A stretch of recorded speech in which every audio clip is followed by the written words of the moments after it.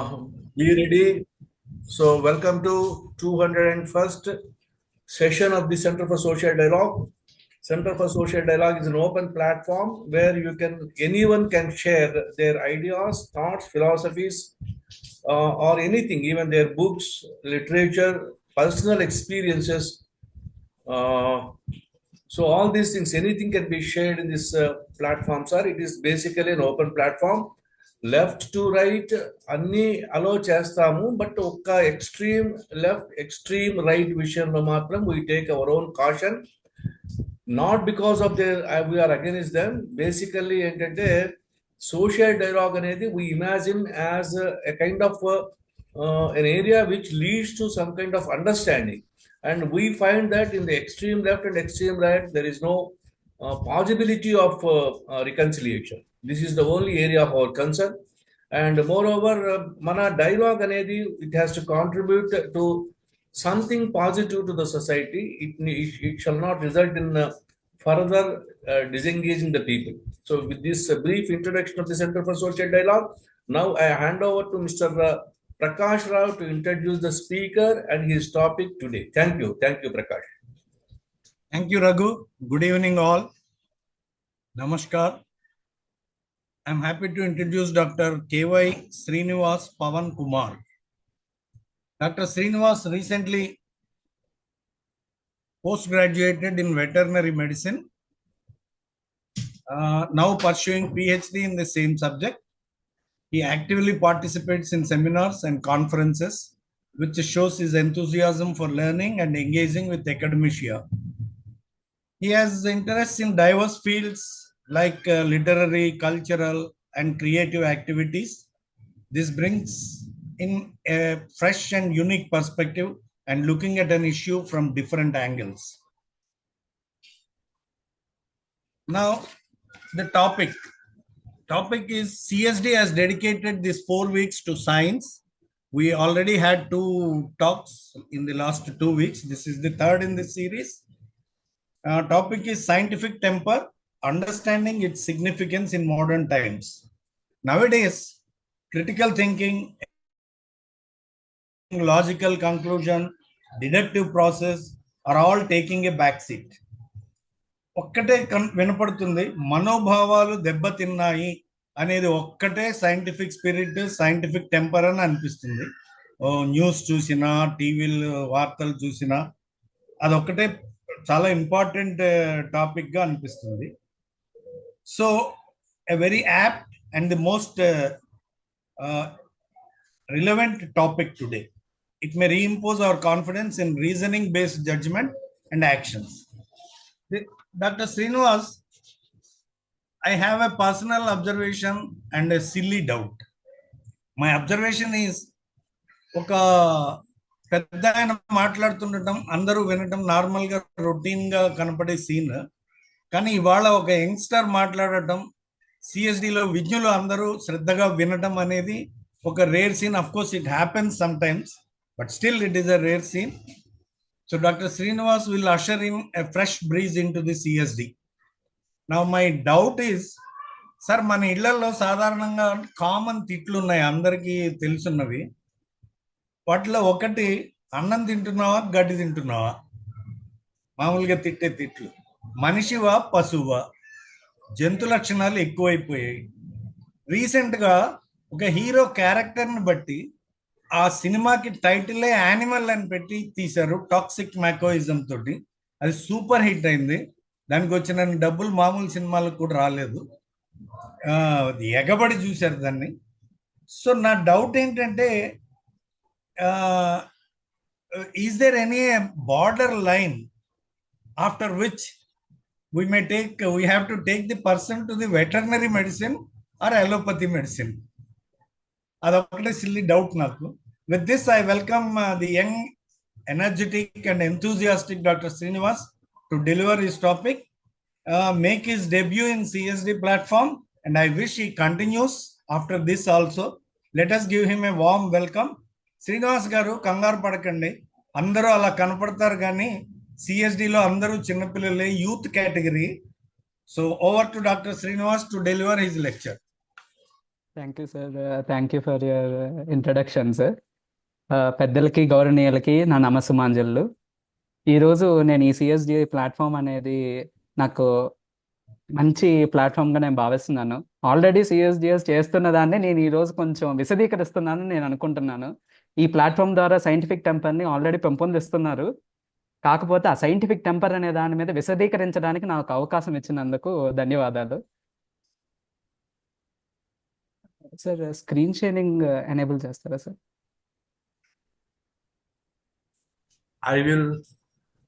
I will make you as a co-host. Okay sir.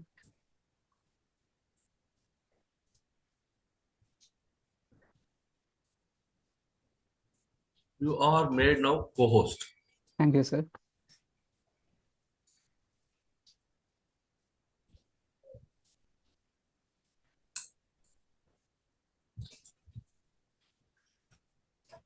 Sir నా screen yes. Visible అవుతుందా sir? Yeah, visible.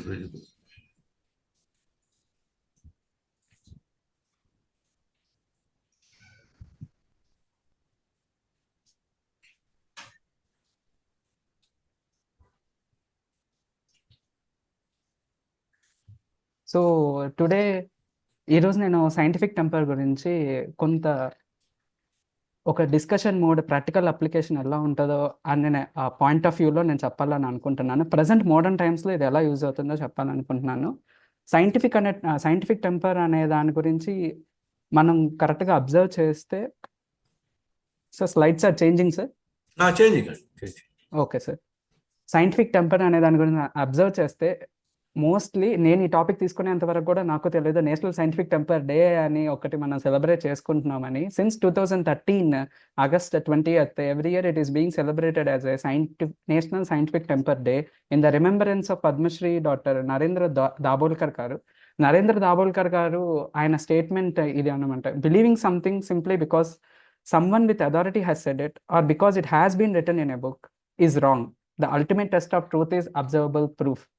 ఎవరో స్థాయిలో ఉన్న వాళ్ళు చెప్పారనో లేకపోతే అది పుస్తకంలో రాసిందనో మనం దాన్ని నమ్మటం అనేది కాదు. దాని యొక్క ఎవిడెన్స్ ఆధారంతో దాన్ని తెలుసుకోగలిగినప్పుడే అది నిజమైన నిజానికి తార్కాణంలాగా ఉపయోగపడుతుంది అని చెప్పి ఆయన చెప్పారు. ఆయన ఎంతో కృషి చేశారు. అందులోని మూఢనమ్మకాలు, అంధవిశ్వాసాలు అనేవి లేకుండా ఉన్న సొసైటీయే ప్రోగ్రెస్ అవ్వగలదు అని దాన్ని ప్రూవ్ చేయడానికి ఆయన ఎంతో కష్టపడ్డారు. ఆయన చనిపోయిన తర్వాత 2013లో మహారాష్ట్రలో యాంటీ సూపర్స్టిషన్ బిల్ అనేది పాస్ చేశారని నేను తెలుసుకున్నాను. సో ఆయన స్టార్ట్ చేసిన మూమెంట్ ఇది ఆస్క్ వై అనే మూమెంట్. ఎందుకు అనే మన ప్రశ్నతో మొదలైతే కానీ సైంటిఫిక్ టెంపర్కి మన మొదటి అడుగు అనేది మొదలవ్వదు.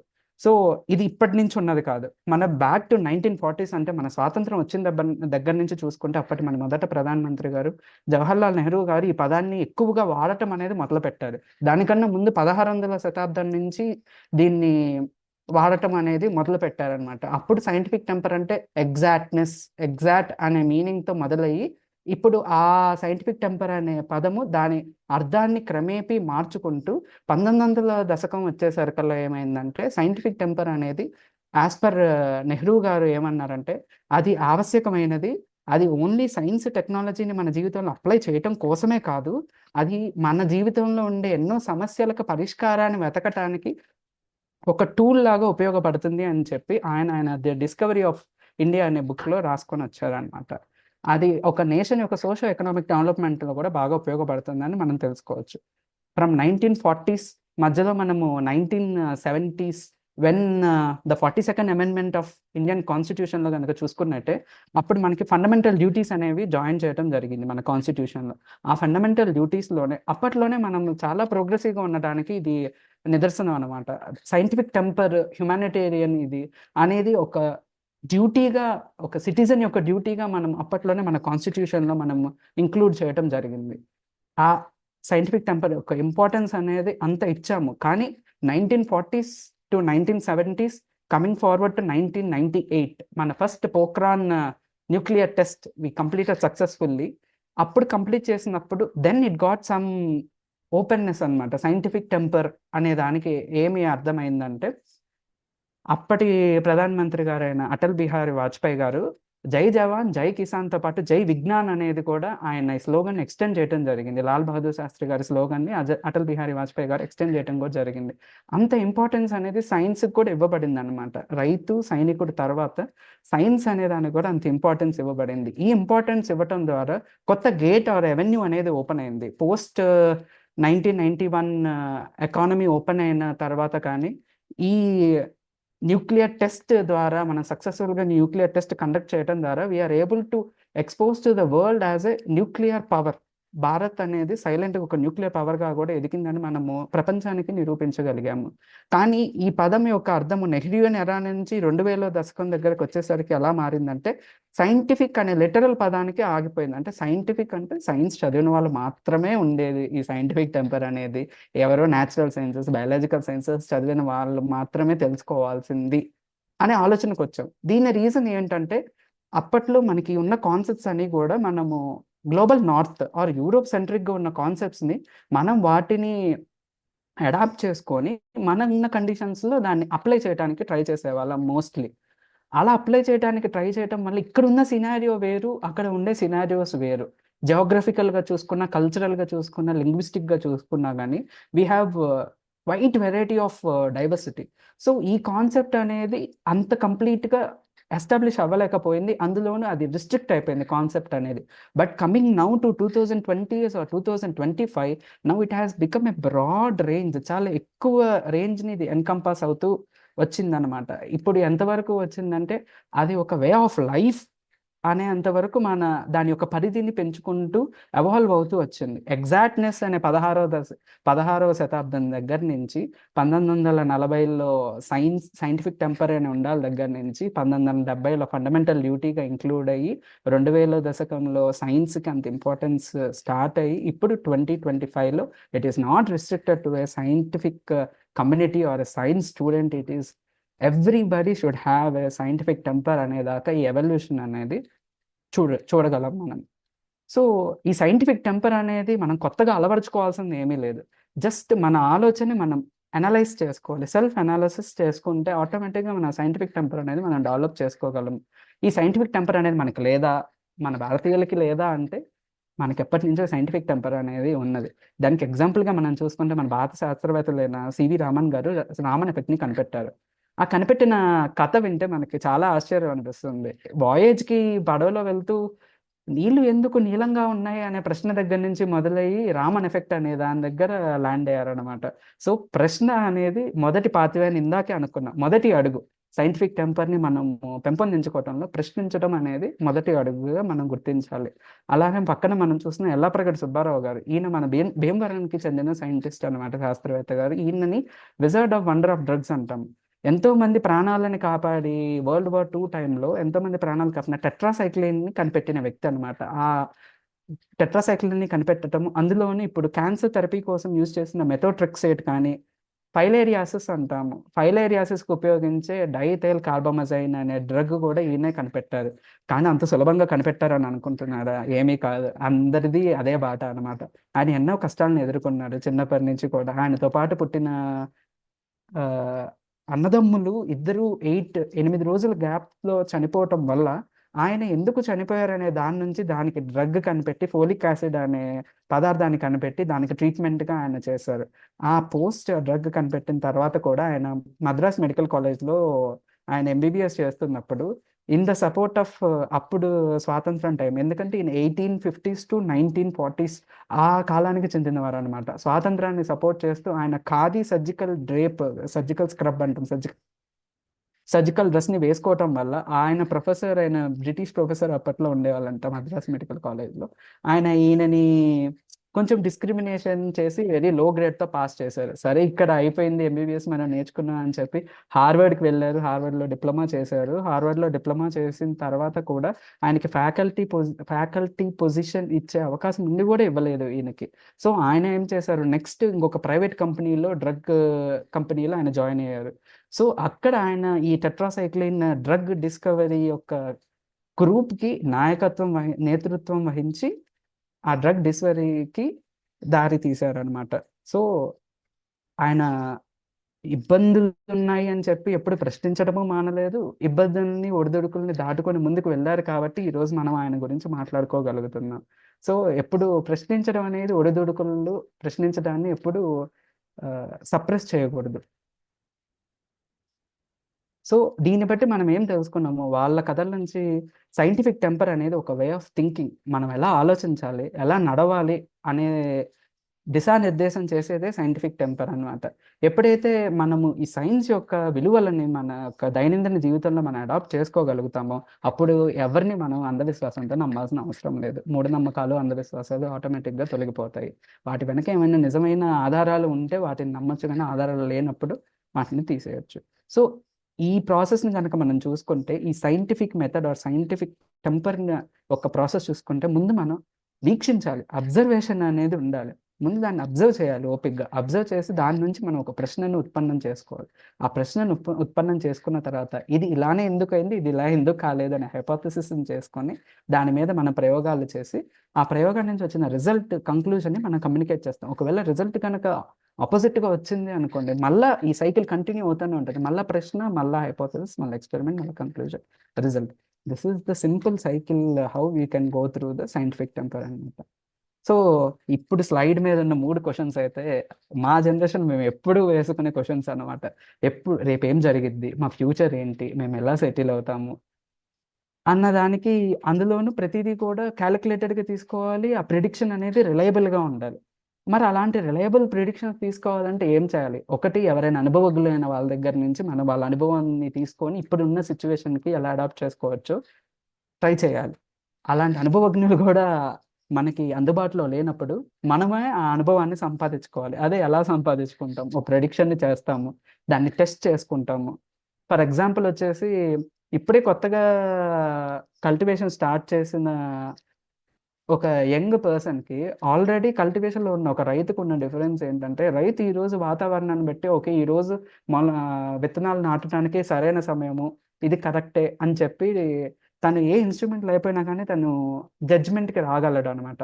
అదే ఇప్పుడు మేము చేసేవాళ్ళం, మేము ఎక్కువ ఓకే హ్యూమిడిటీని మెజర్ చేయాలి, టెంపరేచర్ని మెజర్ చేయాలి ఇలా అంటాము. ఆయనకి మాకున్న తేడా ఏంటంటే ఆయన ఎన్నో ఏళ్ళ అనుభవం ఉంది ఆయనకి. వీటిని ప్రతి రోజు ఆయన అబ్జర్వ్ చేస్తూ ఉన్నాడు. అబ్జర్వ్ చేసి ఓకే ఈరోజు వాన పడదు అనుకున్నప్పుడు పడలేదు అనుకోండి, ఓకే ఇలా ఉన్నప్పుడు వాన పడదు ఆయన రెగ్యులర్గా టెస్ట్ చేసి చేసి చేసి చేసి ఆయన ఒక కంక్లూజన్కి వచ్చారనమాట. ఓకే ఈ వాతావరణంలో ఈ తేమ, ఈ గాలి ఉన్నప్పుడు వాన పడదు అని. సో దీన్నే మనం ప్రిడిక్షన్ సైకిల్ అంటాం. ఎప్పుడైతే ఈ ప్రిడిక్షన్ సైకిల్ని మనం ఓపిక్గా అంత దాకా వేచి ఉంటామో ఆ అనుభవం వచ్చేంత వరకు, అప్పుడు మనం ఒక అవుట్కమ్ అనేది వస్తుంది. ఆ అవుట్కమ్ని మనం ప్రపంచానికి కమ్యూనికేట్ చేయగలుగుతాం. కానీ ప్రిడిక్షన్ సైకిల్ నుంచి మనం గో త్రూ అవ్వాలంటే మనకు ఆ సహనం అనేది ఇంపార్టెంట్. సో ఎవరైతే పర్సన్ ఈ సహనంతో ఉంటారో వాళ్ళు ఈ ప్రిడిక్షన్ సైకిల్ ఒక ప్రపంచాన్ని కమ్యూనికేట్ చేయగలిగే నాలెడ్జ్ని వాళ్ళు డిరైవ్ అవుతారు. ఎవరైతే ఈ ప్రిడిక్షన్ సైకిల్లో మధ్యలోనే ఆగిపోతారో వాళ్ళు ఆ పని చేయలేరు అనమాట. వాళ్ళు ఎవరైతే కమ్యూనికేట్ చేశారో, ఎవరైతే కొత్తది కనిపెట్టారో వాళ్ళు ఏం చెప్తే అది నమ్ముతారు. సో దీన్ని బట్టి మనకి ఇక్కడ ఏం అర్థమవుతుందంటే 2 పార్ట్స్‌గా డివైడ్ అయిపోతుంది మన సొసైటీ అనేది. ఒకళ్ళు ఎప్పుడు కంటిన్యూస్‌గా కొత్తదనాన్ని తెలుసుకొని సొసైటీకి కాంట్రిబ్యూట్ చేస్తారు. రిసోర్స్ పర్సన్ లాగా వ్యవహరిస్తారు. ఇంకొకళ్ళు ఆ రిసోర్స్ పర్సన్ చెప్పింది వింటూ ఉంటారు. సో ఈ ప్రిడిక్షన్ సైకిల్ అనేది మన సొసైటీ మీద ఎలా ఇన్ఫ్లుయెన్స్ చేస్తుంది పాలిటిక్స్ మీద చిన్న ఎగ్జాంపుల్ తెలుసుకుంటాము. మన న్యూస్ ఛానల్స్లో పోల్స్ వస్తూ ఉంటాయి. ఈ పార్టీ గెలుస్తుందా, ఆ పార్టీ గెలుస్తుందా అనే పోల్స్ వస్తూ ఉంటాయి అనమాట. ఒకవేళ పార్టీ ఏకి కనుక ఎక్కువ మెజారిటీ వచ్చింది అనుకోండి, ఆ పార్టీ తరపున కార్యకర్తలు బయటకు వచ్చేసి మేము గెలుస్తున్నాము అని చెప్పి వాళ్ళు బాగా ప్రచారం చేసుకుంటారు. పార్టీ బి తరపున కార్యకర్తలకి పార్టీ బి తరపున తక్కువ మెజారిటీ వచ్చింది అనుకోండి, వాళ్ళు నీరసించిపోతారు. 95% ప్రిడిక్షన్ మనం గెలవదని ఉన్నాం కదా, ఇంకెందుకో కష్టపడటం అని నీరసించిపోతారు అనమాట. అలా వాళ్ళు ప్రచారం చేయకపోవటం వల్ల వీళ్ళు ఇండైరెక్ట్గా గెలుస్తున్నారు. సో సింపుల్గా ఎవరైతే ఈ రిసోర్స్ పర్సన్స్ని మనం ఈ ఎలైట్ గ్రూప్ని మ్యానిపులేట్ చేయగలుగుతామో ఆటోమేటిక్గా మిగతా సొసైటీని మొత్తం ఈ పాలిటిక్స్ అనేది మ్యానిపులేట్ చేయగలుగుతుంది. ఇక్కడ చిన్న క్వశ్చన్, వాళ్ళకి ఆ మైనారిటీ ప్రిడిక్షన్ ఇచ్చారు, అది ప్రిడిక్షనే కదా అన్న ఆలోచన కనుక ఆ పార్టీ బి కార్యకర్తలకు వచ్చి ఉండి వాళ్ళు నిజంగా ప్రయత్నించుంటే వాళ్ళు గెలిచే వాళ్ళేమో కదా. అంటే ఎంక్వైరీ చేసే తత్వాన్ని, ఆలోచించే తత్వాన్ని మనము సమాధి చేసేస్తాము. ఎప్పుడైతే సమాధి చేస్తామో ఎవరో డిక్టేట్ చేసిన దానికి మనము అలానే నడవటం అనేది మొదలవుతుంది. సో ఈ scientific temper plus idea of enquiry, ఎందుకు అలా అనే ప్రశ్నించటం అనేది అల్టిమేట్ ఇన్స్ట్రుమెంట్. మనము ఎంపవర్ చెందటానికి అదే అల్టిమేట్ ఇన్స్ట్రుమెంట్. సో పాలిటిక్స్ అయిపోయినాయి. మరి సైంటిఫిక్ టెంపర్కి యూత్కి రిలేషన్ ఉందా లేదా? ఉంది, ఖచ్చితంగా ఉంది. ఎందుకంటే ఇప్పుడు యూత్ ఎస్పెషల్గా జాబ్స్, ఆర్టిఫిషియల్ ఇంటెలిజెన్స్ వచ్చిన తర్వాత జాబ్స్ కోల్పోతామేమో, జాబ్స్ ఉండవేమో, ఎందుకంటే అందరినీ రోబోనే రిప్లేస్ చేసిద్ది అని ఆలోచనే ఎక్కువ నలుగుతూ ఉంది. కానీ చిన్న ఆలోచన ఏంటంటే, ఆ ఆర్టిఫిషియల్ ఇంటెలిజెన్స్ని క్రియేట్ చేసింది కూడా ఎవరు? పీపులే క్రియేట్ చేశారు. అలా క్రియేట్ చేసినప్పుడు వాటికి కూడా ప్రాంప్ట్ ఇంజనీర్స్ అనేవి అవసరం. ఆ ప్రాంప్ట్ ఇంజనీరింగ్ అనేది మనం తెలుసుకోగలిగితే మనం జాబ్ని కోల్పోవాల్సిన అవసరం లేదు. ప్రతిసారి ఒక రెవల్యూషన్ జరిగినప్పుడల్లా కొత్త జాబ్స్ అనేవి పుట్టుకొస్తూ ఉన్నాయి, పాత జాబ్స్ అనేవి పోతానే ఉన్నాయి. ఇప్పుడు గుర్రపు జట్కాలు పోయినాయి అని చెప్పి వాళ్ళకి ఏమీ పని లేకుండా లేదు. తర్వాత సైకిల్ వచ్చింది, సైకిల్ తర్వాత సైకిల్ మెకానిక్స్ అయ్యారు, సైకిల్ నుంచి బైక్ వచ్చినప్పుడు బైక్ మెకానిక్స్గా రూపాంతరం చెందారు. సో ప్రతి దానికి మనం కంటిన్యూస్గా ఎవాల్వ్ అవుతూ ఉన్నప్పుడు, కంటిన్యూస్గా చేంజ్ అవుతూ ఉన్నప్పుడే మన సొసైటీ అనేది ముందుకు వెళ్తూ ఉంటుంది. ఎవరైతే ఆ చేంజ్ని రెసిస్ట్ చేసి మేము మారమని అక్కడే ఉండిపోతారో మనం అక్కడే ఉండిపోతాం అనమాట.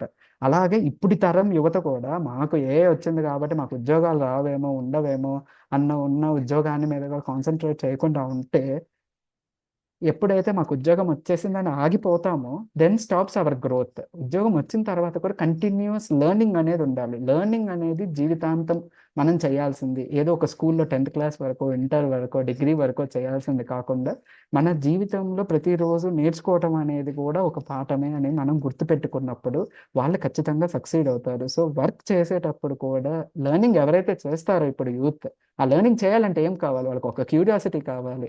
ఆ క్యూరియాసిటీని ఇంక్లూడ్ చేసేది, ఆ క్యూరియాసిటీని కలిగించి ఆ క్యూరియాసిటీ నుంచి ఉత్పన్నమైన ప్రశ్నలకు సమాధానాలు వెతుక్కుంటూ ఉంటామే, అప్పుడే మనం నేర్చుకోవటం అనేది మొదలు పెడతాం. That is what scientific temper కదా. సో ఒక రూపాయికి బొమ్మ, గొలుసు అనేవి రెండు ఉంటాయి. అలాగనే ఎప్పుడైతే మనము ఇది మంచి, ఇది చెడు అనేది మనం తెలుసుకోగలుగుతామో, ఇది మంచి అన్నప్పుడు చెడు అనేది ఉన్నదని కూడా తెలుసుకోవాలి. ఎందుకంటే రెండు ఇంపార్టెంట్. ఎంతవరకు మంచి, ఎంతవరకు చెడు అనే ఆ లైన్ ఉంటుంది మధ్యలో. ఆ లైన్ తెలుసుకోవాలంటే రెండింటి గురించి తెలుసుకున్నప్పుడే మనం ఆ లైన్ డ్రా చేసుకోగలం. అలాగనే సైంటిఫిక్ టెంపర్కి ప్రిజుడీస్ అండ్ ఇర్రేషనాలిటీ అనేవి రెండు ఆపోజిట్ టర్మ్స్ అనమాట. అవి కార్నర్ స్టోన్స్గా వ్యవహరిస్తాయి. ఎవరైతే ఈ ప్రెజుడీస్ అండ్ ఇర్రేషనాలిటీ గురించి తెలుసుకుంటారో వాళ్ళకే తెలిసిద్ది మనం ఎలా ఎవిడెన్స్ బేస్డ్గా థింక్ చేయాలి, ఎలా లాజికల్గా థింక్ చేయాలి, ఎలా రేషనల్గా థింక్ చేయాలి. రేషనల్ థింకింగ్ అంటే ఎంతవరకు అనేది తెలుస్తుంది. ఫర్ ఎగ్జాంపుల్, ఒక స్టూడెంట్ ఎగ్జామ్స్ కోసం ప్రిపేర్ అయ్యాడు. ఓకే, చాలా రేషనల్గా చదివాను, అన్ని ప్రిపేర్ అయ్యి వెళ్ళిపోయి కూర్చోగానే ఆ ఎగ్జామ్ పేపర్లో తను చదవని క్వశ్చన్ ఏదో వచ్చింది. తను చదవని క్వశ్చన్ రాగానే అరే ఇంకా నేనేం ప్రిపేర్ అవ్వనట్టే కదా అనే ఆలోచనలోకి వెళ్ళిపోతాడు. సో అక్కడ ఒక స్టూడెంట్కి ఒక లక్ ఫ్యాక్టర్ అనేది కూడా ఉంటుంది అనమాట. తను చదివిన క్వశ్చన్ రావటం కూడా తనకు ఒక లక్కీస్ థింక్ గానే ఒక స్టూడెంట్ భావిస్తారనమాట. ఎప్పుడైతే నువ్వు లక్ నమ్ముతున్నావో then there ends your logic. ఇంకా లాజిక్నెస్, రేషనాలిటీ అనేది ఉండదు. సో ప్రతి దాంట్లో రేషనాలిటీ, ఇర్రేషనాలిటీ రెండు కో ఎగ్జిస్ట్ అయ్యి ఉంటాయి అనమాట, రెండు. సో దాన్ని ఎంతవరకు మనం తీసుకోవాలి అనే మన ఆలోచన మీదే డిపెండ్ అయి ఉంటుంది. ఇప్పుడు ఉన్న వాళ్ళు మేము ఆలోచన మొదలు పెట్టాలంటే ఏదో కొత్తది నేర్చుకోవాలి, కొత్తది తెలుసుకోవాలి, కనిపెట్టాలంటే అవసరం లేదు. మన చుట్టూ ఉన్న వాతావరణాన్ని, మన చుట్టూ ఉన్న ప్రకృతిని మనము తదేకంగా, నిశితంగా మనం పరిశీలించి, that is what observation, the first step of scientific temper. మనం పరిశీలించగలిగినప్పుడు మనకున్న నాలెడ్జ్ నుంచి మనం కొత్త నాలెడ్జ్ని, రిఫైన్డ్ నాలెడ్జ్ని బయటకు తీసుకురాగలుగుతాము. అందులోను మన యొక్క personal opinions or personal superstitions, బిలీఫ్స్ని సొసైటీ మీద మనము ఇంపోజ్ చేయకూడదు, ఆ రుద్దకూడదు. That is your personal thing. For example, veg తింటామా, నాన్ వెజ్ తింటామా అనేది personal choice of the person. ఏ ఫుడ్ తినాలి అనేది అది తన యొక్క పర్సనల్ ఇంట్రెస్ట్.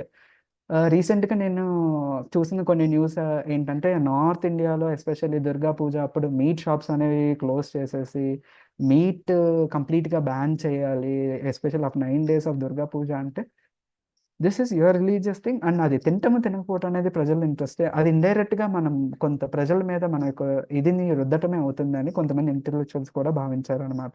సో మన యొక్క సూపర్స్టిషన్స్ వల్ల సొసైటీని డిస్టర్బ్ చేయనంత వరకు దట్స్ గుడ్. అండ్ ఈ సోషల్ మీడియా ప్రపంచం వచ్చిన తర్వాత, ఎస్పెషల్లీ లాస్ట్ 10 years, ఇదివరకు ఇన్ఫర్మేషన్ తెలుసుకోవాలంటే కష్టంగా ఉండేది. ఇప్పుడు ఇన్ఫర్మేషన్ తెలుసుకున్న తర్వాత ఏది నిజము ఏది అబద్ధం అని తెలుసుకోవటం మీద ఎక్కువ వర్కౌట్ చేయాల్సి వస్తుంది. ఇన్ఫర్మేషన్ అనేది ప్రతి చోట ఉంది, ఓవర్ఫ్లో అవుతుంది ఇన్ఫర్మేషన్ అనేది. సో అలా ఓవర్ఫ్లో అయినప్పుడే ఎక్కువగా మనము తప్పుడు దారి వైపు వెళ్ళే ఛాన్స్ కూడా ఉంటుంది. సూడో సైన్స్, ఫాల్స్ బిలీఫ్స్ వైపు వెళ్ళే అవకాశం కూడా ఎక్కువ ఉంటుంది. సో ఇప్పుడు ప్రజెంట్ యూత్ వచ్చిన ఇన్ఫర్మేషన్ సోర్స్ ఏంటి, ఎవిడెన్స్ ఏంటి అనే ఆలోచన లేకపోతే this youth will be directed in the wrong path, and that wrong path continues to the next generation also. వాళ్ళు ఒక్కళ్ళే చెడిపోవటం కాదు, తర్వాత వచ్చే జనరేషన్ కూడా ఇబ్బంది పడతారు if they are not having this scientific temper. ఇందాకే మాట్లాడుకున్నాం, ఒక రేషనల్ కోఎగ్జిస్టెన్స్ అనేది ఉండాలి. రెండింటి మధ్య సమతుల్యంగా మనం ఎలా బతకాలి అనే ఆలోచన విధానం అనేది మనకు చాలా అవసరం. ఇక్కడ మనము సైన్స్కి రిలీజియన్కి మధ్య కాదు పోట్లాట అనేది, మనకి ఇర్రేషనాలిటీకి మధ్య ఒక సమతుల్యంగా ఎలా మనం ఒక డెసిషన్ని తీసుకోగలము అనే దాని మధ్యలో ఫైటింగ్. కానీ సైన్స్కి రిలీజియన్కి మధ్య ఫైటింగ్ కాదు. కానీ ప్రీవియస్లీ సైంటిఫిక్ టెంపర్ అనేది ఈ సైన్స్ రిలీజియన్ మధ్య ఉండే ఆస్పెక్ట్గా చూసేవాళ్ళు. But now it is not any more, it is between you and ఇర్రేషనాలిటీ. సరే, మరి సైంటిఫిక్ టెంపర్ అంటాము, మరి ఎంటర్ప్రెన్యూర్కి సైంటిఫిక్ టెంపర్కి ఏంటి రిలేషన్ ఆర్ లింక్ అనుకుంటే, ప్రస్తుతం యూత్ ఎంటర్ప్రెన్యూర్షిప్ మీద ట్రై చేస్తున్నారు కానీ ఫెయిల్ అవుతున్నారు. ఎందుకు? First thing, you need to plan. ఈ సైంటిఫిక్ టెంపర్మెంట్ అనేది ఉన్నప్పుడు ఖచ్చితంగా you would succeed in that entrepreneurship also. ముందు వెతకాలి, సెర్చ్ చేయాలి, ఏదైనా కొత్తది ఉందా, కొత్త ప్రాబ్లం ఉందా, కొత్త ఇన్నోవేషన్ ఉందా అనే దాని గురించి మనం సెర్చ్తో మొదలుపెట్టి, మనకు 2 విధాలుగా తెలుసు. ఈ విధంగా చేస్తే బాగా ఇద్దని తెలుసు, మనం చేసిన దానికన్నా బెటర్గా చేయగలము ఇంకొక ప్రాసెస్లో అని కూడా తెలుసు. కానీ ఆ ప్రాసెస్ని మనం నమ్మము, ఎందుకంటే మనకి ఫస్ట్ ప్రాసెస్ అనేది నమ్మకం ఉంటుంది కాబట్టి. ఫర్ ఎగ్జాంపుల్, ఇప్పుడు మనం పార్కింగ్ లాట్స్లో ఏం చూస్తున్నాము, డైరెక్ట్గా మనం వెళ్ళి పార్క్ చేస్తున్నాము. కానీ అదే దాని మీద ఇన్నోవేషన్ ఏం చేశారు, అండర్ గ్రౌండ్ సెల్లార్లా కట్టేసి జస్ట్ ఒక మిషన్లో మన కార్ పెడితే చాలు, అదే అండర్ గ్రౌండ్ తీసుకెళ్ళి పార్క్ చేసేసింది. లైక్ లిఫ్ట్ వెహికల్స్ని పార్క్ చేయడానికి కూడా అలాంటి టెక్నాలజీ అనేది డెవలప్ అయింది. అక్కడ ఏం సెర్చ్ చేశారు, చిన్న ప్రాబ్లం, మన పార్కింగ్లోకి వెళ్ళి పార్క్ చేయాలి మళ్ళీ పైకి రావాలనే చిన్న ప్రాబ్లం దగ్గర నుంచి ఒక ఇన్నోవేషన్ వచ్చింది, ఒక ఇన్నోవేషన్ అప్లై చేయడం జరిగింది. సో ఎందుకు ఆ ఇన్నోవేషన్ చేయగలిగామంటే, ఎవరో ఒకళ్ళు క్వశ్చన్ చేశారు ఆ టెక్నాలజీ వాళ్ళు, ఎందుకు ఇలానే మనం చేయాలి అంటే, ఎప్పటి నుంచో చేస్తున్నాం కాబట్టి ఇలానే చేయాలి అనే ఆలోచన వాళ్ళకి రాలేదు. వేరే రకంగా ఎందుకు చేయకూడదు? ఎప్పుడైతే మనం అలా డైవర్ట్ అవుతామో 2 ఉంటుంది. You can go towards a new innovation or you can come back to the starting point. నువ్వు ఫెయిల్ కూడా అవ్వచ్చు ఆ ఇన్నోవేషన్లో. సో ఫెయిల్యూర్కి ఓపెన్గా ఉండాలి, సక్సెస్కి ఓపెన్గా ఉండాలి. You need to be open minded for all suggestions. ఆ సజెషన్స్కి నువ్వు ఓపెన్ మైండెడ్గా ఉండగలిగినప్పుడే you would improve yourself, and నీలోని సైంటిఫిక్ టెంపర్ని కూడా నువ్వు పెంచుకోగలవు. సో ఇప్పుడు సోషల్ మీడియా వచ్చిన తర్వాత తెలుసుకున్నాం, మన సూడో సైన్స్ అనేది ఉంటుందండి. సైన్స్ మీద నమ్మకమే కోల్పోయే పరిస్థితికి వెళ్తున్నాము. సో ఎప్పుడు నమ్మకం కోల్పోతామో దాని గురించి మనకి పూర్తి అవగాహన ఉన్నప్పుడు దాని మీద మనం నమ్మకం కోల్పోము. సో పబ్లిక్కి science, what is happening in the scientific institutions నుంచి పబ్లిక్కి డైరెక్ట్గా కమ్యూనికేషన్ అనేది ఉండాలి.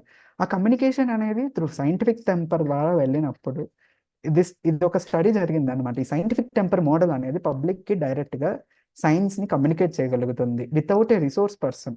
ఎప్పుడైతే రిసోర్స్ పర్సన్ మధ్యలో ఉన్నారో వాళ్ళు మ్యానిపులేట్ చేసామనుకో, the false science can reach the public easily, ఎందుకంటే వాళ్ళ ద్వారా వెళ్తుంది కాబట్టి. When it is directly between the public and the scientific institutions, then it would be clear channel and no way to manipulate it కూడా. So change అనేది మనతోనే start అవ్వాలి. మనం ఎలా బతుకుతాం, ఆ చేంజ్ అనేది మన జీవన విధానంలోకి మనం అలవర్చుకోవాలి. అట్ లాస్ట్, సైంటిఫిక్ టెంపర్ అనేది సొసైటీకి ఎలా ఉపయోగపడుతుంది? So we're all in a society. మనం ఈ సొసైటీలో మనుషులు, ఈ సొసైటీలో ఒక భాగము. ఎలా అయితే ఇటుక పేరిస్తే ఇల్లు అవుతుందో, అలాగనే అందరు మనుషులను కలిస్తేనే మనం ఒక సమాజంగా అవుతాము. సో ఇక్కడ ప్రతి మనిషి యొక్క ఆలోచన విధానం అనేది ఇంపార్టెంట్. ఇప్పుడు ఒక మనిషి ఆలోచన విధానం అనేది ఎవిడెన్స్ బేస్డ్గా, రేషనల్గా, లాజిక్గా ఉందనుకోండి, దాని ప్రభావం మొత్తం సమాజం మీద పడుతుంది. సో అలా మొత్తం సమాజాన్ని ఇన్ఫ్లుయెన్స్ చేసే పాలసీ డెసిషన్స్లో కూడా సైంటిఫిక్ టెంపర్మెంట్ అనేది ఇన్వాల్వ్ అవుతుంది. అలాంటప్పుడు సమాజంలోనే అసమానతలను కూడా మనం దూరం చేయగలము, మన ప్రాబ్లమ్స్కి మనమే సొల్యూషన్స్ని వెతుక్కోగలము. ఇండిపెండెన్సీ, సెల్ఫ్ రిలయన్స్ అనేది కూడా డెవలప్ అవుతుంది. Then that society would be a progressive society అవ్వగలుగుతుంది. మన యొక్క secular socialistic idea and unity in డైవర్సిటీని మనము చక్కగా కాపాడుకోగలము. మన యొక్క కల్చర్ని కూడా కాపాడుకోగలము. కానీ ఒక ఎగ్జాంపుల్ తీసుకుందాం. మనకు అందరికీ తెలిసిన క్వశ్చనే, మనం ఎవరం, హూ వీఆర్, వాట్ వీఆర్ అనగానే ఒక సోషల్ పొజిషన్లోకి వెళ్ళిపోతాం. మన పైన వాళ్ళు ఉన్నారు, మన కింద వీళ్ళు ఉన్నారు అనే ఆలోచనలోకి మనము వెళ్ళిపోతాము. దాన్ని అప్పుడు మొదలవుతుందన్నమాట ఒక ఐడెంటిటీ క్రైసిస్. ఒక గౌరవం కోసం, మన ఐడెంటిటీ కోసం మనము ఆ పాకులాట అనేది అప్పుడు స్టార్ట్ అవుతుంది జనరల్గా. సో ఈ పాకులాటకి ప్రస్తుతం ఉన్న సినారియో ఏమైందంటే, సైన్స్ హ్యాస్ క్రియేటెడ్ 2 పార్ట్స్ అనమాట. సో మేము ఈ సైంటిఫిక్ ఇన్స్టిట్యూషన్స్లో కూడా ఏం జరుగుతుందంటే, అక్కడ ఒక ఓపెన్ డిస్కషన్ అనేది అవ్వాలి. So we're in this for 20 to 30 years. Yes, you are in this, your experience is valid and true, what I said is last అనేది రాకూడదు. ఎప్పుడైతే మనం అక్కడ క్లోజ్ చేస్తామో విండోని, there ends the progress. Open ended question వేసే అవకాశం కూడా రానప్పుడు ఇంకా ప్రోగ్రెస్ అనేది మనకి ముందుకు వెళ్ళలేము. ఎందుకంటే కాలం మారటంతో పాటు మనము మారాల్సిన ఆవశ్యకత ఉంది. కాబట్టి ఆ చేంజ్లో వాట్ ఈస్ ప్రెజెంట్, ఏముంది పాస్ట్లో, ఇప్పుడు ఏం అవసరము, ఆ పాస్ట్ నుంచి మనము ఎంత తీసుకోగలము, ఆ తర్వాత today's present would be tomorrow's past and tomorrow's future would be today. ఆ ఫ్యూచర్ అనేది రేపు ప్రెజెంట్కి వస్తుంది అనమాట, ప్రస్తుతానికి వస్తుంది. సో ఎప్పుడైతే ఆ ఓపెన్ ఎండెడ్నెస్ని మనము సైంటిఫిక్ ఇన్స్టిట్యూషన్స్లో మెయింటైన్ చేయలేము, ఆటోమేటిక్గా అక్కడ ఒక ఇన్హిబిషన్ అనేది స్టార్ట్ అవుతుంది.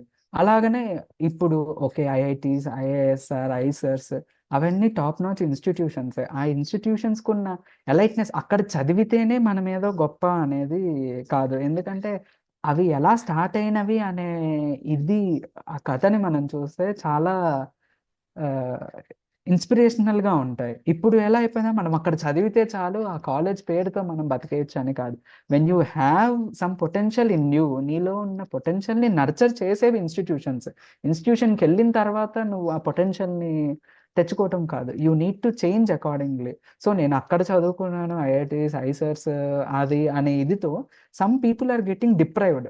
వాళ్ళు ఆ పొజిషన్కి రీచ్ అవ్వాలి. అక్కడ చదువుకుంటేనే మనకి వాల్యూ ఏమో, ఇక్కడ చదువుకుంటే కాదు ఏమో అనుకుంటాం. కానీ మనకి లైవ్ ఎగ్జాంపుల్స్ కూడా ఉన్నాయి.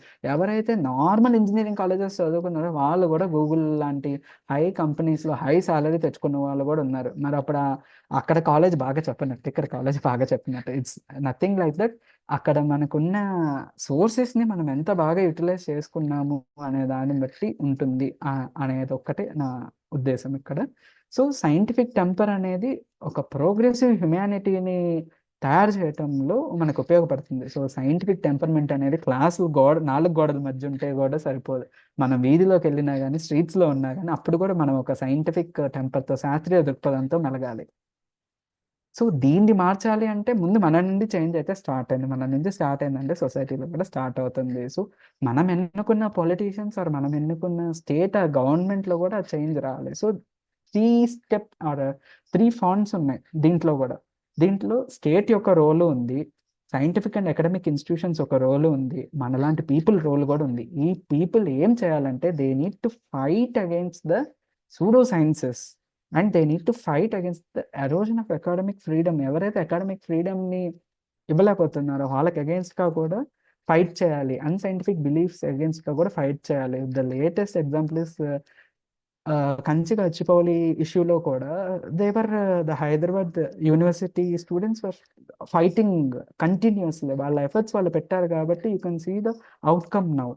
సో ఇలా ఎప్పుడైతే మన ఎఫర్ట్స్ నుంచి మనం స్టార్ట్ అవుతామో then other fronts get involved automatically. So our efforts first మన దగ్గర నుంచి స్టార్ట్ అవ్వాలి అని నేను అంటాను. సో మనం యూత్ చూసాము, దాని తర్వాత సొసైటీలో ఎలా ఉందో చూసాము, దాని తర్వాత పాలిటిక్స్ సైంటిఫిక్ టెంపర్ ఎలా ఉందో చూసాము. These all makes the nation కదండి. సో నేషన్లో సైంటిఫిక్ టెంపర్ ఎలా ఉందంటే, ఇవన్నీ ఎప్పుడైతే సైంటిఫిక్ టెంపర్తో ఎన్రిచ్ అయి ఉంటాయో ఆటోమేటిక్గా ఒక ప్రోగ్రెసివ్ సొసైటీని, ఒక మూఢనమ్మకాలు, అంధవిశ్వాసాలు, రేషనల్ థింకింగ్ లేని సొసైటీకి మనం నాంది పలికిన వాళ్ళము అవుతాము. అందులోనే మనం మన దేశాన్ని పొలిటికల్గా, ఎకనామికల్గా, సోషల్గా అన్ని వైపులా డెవలప్ చేయగలిగిన వాళ్ళం అవుతాము. పీపుల్లో కూడా టాలరెన్స్ అనేది పెరుగుతుంది. Open to the constructive debates, ఓపెన్గా ఉంటాం. ఎవరైనా ఏదైనా చెప్పినప్పుడు జస్ట్ అసలు ఆలోచించటానికి they will try to think అనమాట. సింపుల్గా ఒక మాట అనగానే మనము రేజ్ అయిపోవటము, అలాంటి ఆలోచన, అలాంటి మేనరిజంని మనము తగ్గించగలము. అది సింపుల్ మన యొక్క ఆలోచన మాత్రమే. This scientific temper starts with in your self, with in your thought, with your action. So మనల్ని నిజంగా బ్యాక్వర్డ్నెస్లో ఉంచేది ఏంటి? నాకు ఒక చిన్న ఎగ్జాంపుల్ గుర్తొస్తుంది. ఒక సినారియో ఏమంటే, your the backwardness backward classes అనే దాని మీద 75 years వచ్చింది మనకి ఇండిపెండెన్స్. ఇట్స్ లైక్ ఆ బ్యాక్వర్డ్నెస్ అనేది ఇప్పటికీ ఉంది అని వీఆర్ సేయింగ్. సో ఈ 75 years ఆఫ్ ఇండిపెండెన్స్లో are we not able to remove it, are we want it to be like that అనే క్వశ్చన్ మీద ఇట్స్ ఎ ఓపెన్ క్వశ్చన్. ఎవరికి వాళ్ళకి సొంత ఒపీనియన్స్ ఉంటాయి దాని మీద. కాకపోతే ఈ క్వశ్చన్ అనేది చాలా ఇంపార్టెంట్. ఎందుకంటే ఇప్పటికీ కూడా ఉందంటే దాన్ని మనం రిమూవ్ చేయలేకపోయామా, అలానే ఉంచాలనుకుంటున్నామా అనేది కూడా ఆలోచించాలి. సో ఇక్కడ ఏంటంటే నాలెడ్జ్ని అప్లై చేయలేకపోవటం ఒకటైతే, కంటిన్యూస్గా గ్రో అవ్వటం. మన సమాజం పెరుగుతుంది, మార్పు వస్తుందంటే దాంతోపాటు మనం కూడా కన్స్ట్రక్టివ్గా మారాలి. దాంతోపాటు ఎప్పుడైతే సమాజంలో ఒక ఇండివిజువల్ పర్సన్ యొక్క ఇన్కమ్ పెరిగిందో, ఇండైరెక్ట్గా సొసైటీ ఇన్కమ్ కూడా పెరిగిద్ది. అలాంటి ఇండివిజువల్ పర్సన్స్ గ్రూపే కదా సొసైటీ అంటే. సో ఎకనామిక్ డెవలప్మెంట్కి సైంటిఫిక్ టెంపర్కి రిలేషన్ ఉందా? ఎస్ ఉంది. ఎందుకంటే ఎకనామిక్ డెవలప్మెంట్లో skilled persons is important, infrastructure is also important. So these skilled persons are the human resource. ఎప్పుడైతే human resources are well skilled, well equipped, automatically they can enrich or they can support the economic development and development కూడా support చేయగలుగుతారు. Lack of infrastructure అంటే infrastructure ఉంది, కానీ ఆ ఇన్ఫ్రాస్ట్రక్చర్ని ఎంత ఎఫిషియెంట్గా వాడుతున్నాము, ఎంత ఎఫిషియెంట్గా వాడగలుగుతున్నాము అనేది కూడా మ్యాటర్స్.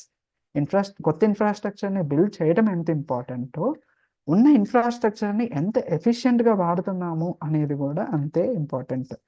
ఫర్ ఎగ్జాంపుల్ మనం ఒక కుమ్మరి చూసుకుంటే, కుమ్మరి కుండలు చేసుకుంటూ ఉంటాడు, he will have a decent income. కానీ అదే కుమ్మరి ఎప్పుడైతే తన నాలెడ్జ్ని అప్గ్రేడ్ చేసుకొని సెరామిక్ పాటరీ, ఆ పాటరీ మీద డిజైన్స్ వేయటం కానీ, ఆర్టిస్టిక్గా ఆ పాటరీని తయారు చేయగలగటము, ఎక్స్పోర్ట్ లెవెల్ క్వాలిటీ చేయగలిగాడే అనుకోండి, దెన్ ఇండైరెక్ట్గా అతను తన ఫ్యామిలీనే అప్గ్రేడ్ చేయట్లేదు, తనని చూసి సొసైటీలో ఇంకొంతమంది ఇన్ఫ్లుయెన్స్ అవుతారు. ఇండైరెక్ట్గా తను ఉంటున్న సొసైటీని కూడా అప్గ్రేడ్ చేసిన వాడవుతారు. సింపుల్గా తన స్కిల్ని అప్గ్రేడ్ చేసుకున్నాడు సెరామిక్ పాటరీకి, దట్స్ ఇట్. తను ఇంకొక లెవెల్కి తను వెళ్ళగలిగాడు. కానీ అదంత ఈజీ కాదు అప్గ్రేడ్ చేసుకోవటం, కానీ he tried and he made it. So ఇంత విన్న తర్వాత నిజంగా సైంటిఫిక్ టెంపర్కి మనం చదువుకొని ఉండాలా, లేకపోతే ఒక సైన్స్ స్టూడెంట్ అయ్యి ఉండాలా, నిజంగా సైన్స్ స్టూడెంట్స్కే సైంటిఫిక్ టెంపర్ అనేది ఈజీగా డెవలప్ అయ్యిద్దా అనే క్వశ్చన్స్ మనకు కూడా వస్తాయి. కానీ యాక్చువల్గా ఒక సైన్స్ స్టూడెంటే అవ్వాల్సిన అవసరం లేదు సైంటిఫిక్ టెంపర్ని తెలుసుకోవటానికి. ఎవ్రీ పర్సన్, పబ్లిక్కి కూడా సైంటిఫిక్ టెంపర్ అనేది చాలా important. They are also equally easily, వాళ్ళే ఇంకా బెటర్గా ఈజీగా కూడా నేర్చుకోవచ్చు, సైంటిఫిక్ టెంపర్ని అలవరుచుకోవచ్చు కూడా.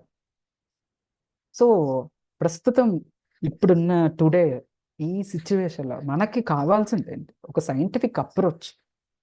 ఒక ప్రాబ్లం వచ్చింది అనగానే అయ్యో ప్రాబ్లం వచ్చింది వచ్చింది వచ్చింది వచ్చింది అనేది కాదు. So problem has come, okay, what is next అనే దాని మీద మనం ఆలోచించాలి. కానీ వై ఈ ప్రాబ్లం ఉంది ఉంది ఉంది అనే దాని మీద మనం ఫోకస్ చేయకూడదు. So how can we deal with that problem? ఆ సైంటిఫిక్ అప్రోచ్ అనేది ఉండాలి. ట్రూత్ అండ్ నాలెడ్జ్ కోసం వెతుకులాట అనేది ఉండాలి. ఇంత ఇన్ఫర్మేషన్లో కష్టమే, కానీ when you try to search for the real truth and knowledge, it would be very useful అనమాట. Without testing and trial you need to refuse it. For example చాలా మంది మనం ఇప్పుడు ప్యాకేజ్డ్ ఫుడ్ అనేది ఎవ్రీడే డైలీ లైఫ్లో ఒక భాగమైంది. Just ఆ food ఇంగ్రీడియంట్స్లో చూసామనుకో మనకి తెలియనివే చాలా ఉంటాయి, కానీ ఎప్పుడు మనం అవి తెలుసుకోవాలనుకోం. అలా తెలుసుకోవటం టైం వేస్ట్ అనుకుంటే దాన్ని యూ ఇండైరెక్ట్లీ మీలోని సైంటిఫిక్ టెంపర్ని మీరు తగ్గించేసుకుంటున్నట్టే. సో వాటి గురించి కూడా మనం తెలుసుకోవాలి. తెలుసుకుంటున్నప్పుడే మనం ఏం తింటున్నామో మనకి తెలియకపోతే, దట్ ఈస్ వాట్, మనం తినేదే కదా మన హెల్త్ అనేది, మన ఆరోగ్యం అనేది, హౌ వి థింక్ అనే దాన్ని కూడా మన ఫుడ్ అనేది ఇన్ఫ్లుయెన్స్ చేస్తుంది. కాబట్టి what we eat should be known perfectly. So ఇదివరకు రైస్ అనేది ఎక్కడ పండిద్ది అంటే ఓకే పొలంలో పండిద్ది, రైతు పండిస్తారు అన్న విషయం అన్నా తెలుసు. ప్రజెంట్ రైస్ అనేది ఓకే సూపర్ మార్కెట్ నుంచి వస్తుంది అనే ఆలోచనకి వచ్చేసారు. సో అది ఎక్కడి నుంచి వస్తుంది అనేది నీకు తెలియకపోతే how do you know the value of it? దాని వాల్యూ కూడా నీకు తెలియదు. If you are not knowing the value of that thing, you are not respecting the hardship of a person.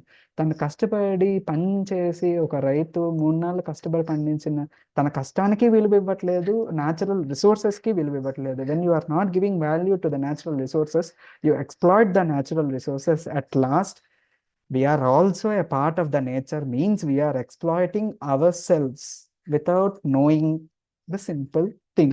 So అక్కడ సైంటిఫిక్ టెంపర్ అనేది మనం apply చేయగలిగితే ఇండైరెక్ట్గా మనల్ని మనం కాపాడుకున్నట్టే కదా. అక్కడ మనం టైం వేస్ట్ చేసుకున్నట్ట? నాకు తెలిసి కాదండి. సో ద మనకి ఒక కంక్లూజన్ ఉంటుంది, ఒక ఐడియా ఉంటుంది ప్రీవియస్గా. ఎవరైనా కొత్తగా వచ్చి చెప్పారనుకో అది అలా కాదు అని అన్నారే అనుకోండి, ముందు ఓపెన్గా ఉండాలి మనం. ఓకే కాదు, సో వాట్ హీ సేయింగ్ అనేది కూడా వినాలి. రామన్ గారు వచ్చి సివి రామన్ ఎఫెక్ట్ గురించి చెప్పినప్పుడు ఆయన అప్పటిదాకా ఉన్న ఫిజిక్స్ మొత్తాన్ని వ్యతిరేకించినట్టే కదా. అప్పటిదాకా ఉన్న ప్రిన్సిపల్స్ మొత్తాన్ని హీఈస్ అపోజింగ్ అనే కదా. అలా అపోజ్ చేశారు కాబట్టి ఆయన రామన్ ఎఫెక్ట్ని కనుక్కోగలిగారు. ఆయన ఎవిడెన్స్తో అక్కడ ప్రూఫ్స్ చూపించారు కాబట్టి ఎవ్రీబడి హ్యాస్ యాక్సెప్టెడ్. ఆ యాక్సెప్టెన్స్ అనేది ఉండాలి. ఇప్పుడు టెక్స్ట్ బుక్స్ రెగ్యులర్గా అప్డేట్ అవుతున్నాయా అంటే ఇప్పటిదాకా ఉన్నది అబద్ధం అని కాదు, we're just correcting it. So ఆ కరెక్షన్కి కూడా మనం ఓపెన్ మైండెడ్నెస్ ఉండాలి. అప్ టు వాట్ ఎక్స్టెంట్ అనేది this is between the rational and irrational. ఆ రేషనల్ థింకింగ్ మన థింకింగ్ని మార్చుకుంటే అప్ టు వాట్ ఎక్స్టెంట్ అనేది మనం తెలుసుకోగలం. సో మనకి ఒక హార్డ్ డిసిప్లిన్ అనేది కూడా చాలా అవసరం ఈ సైంటిఫిక్ టెంపర్ కావాలి అంటే.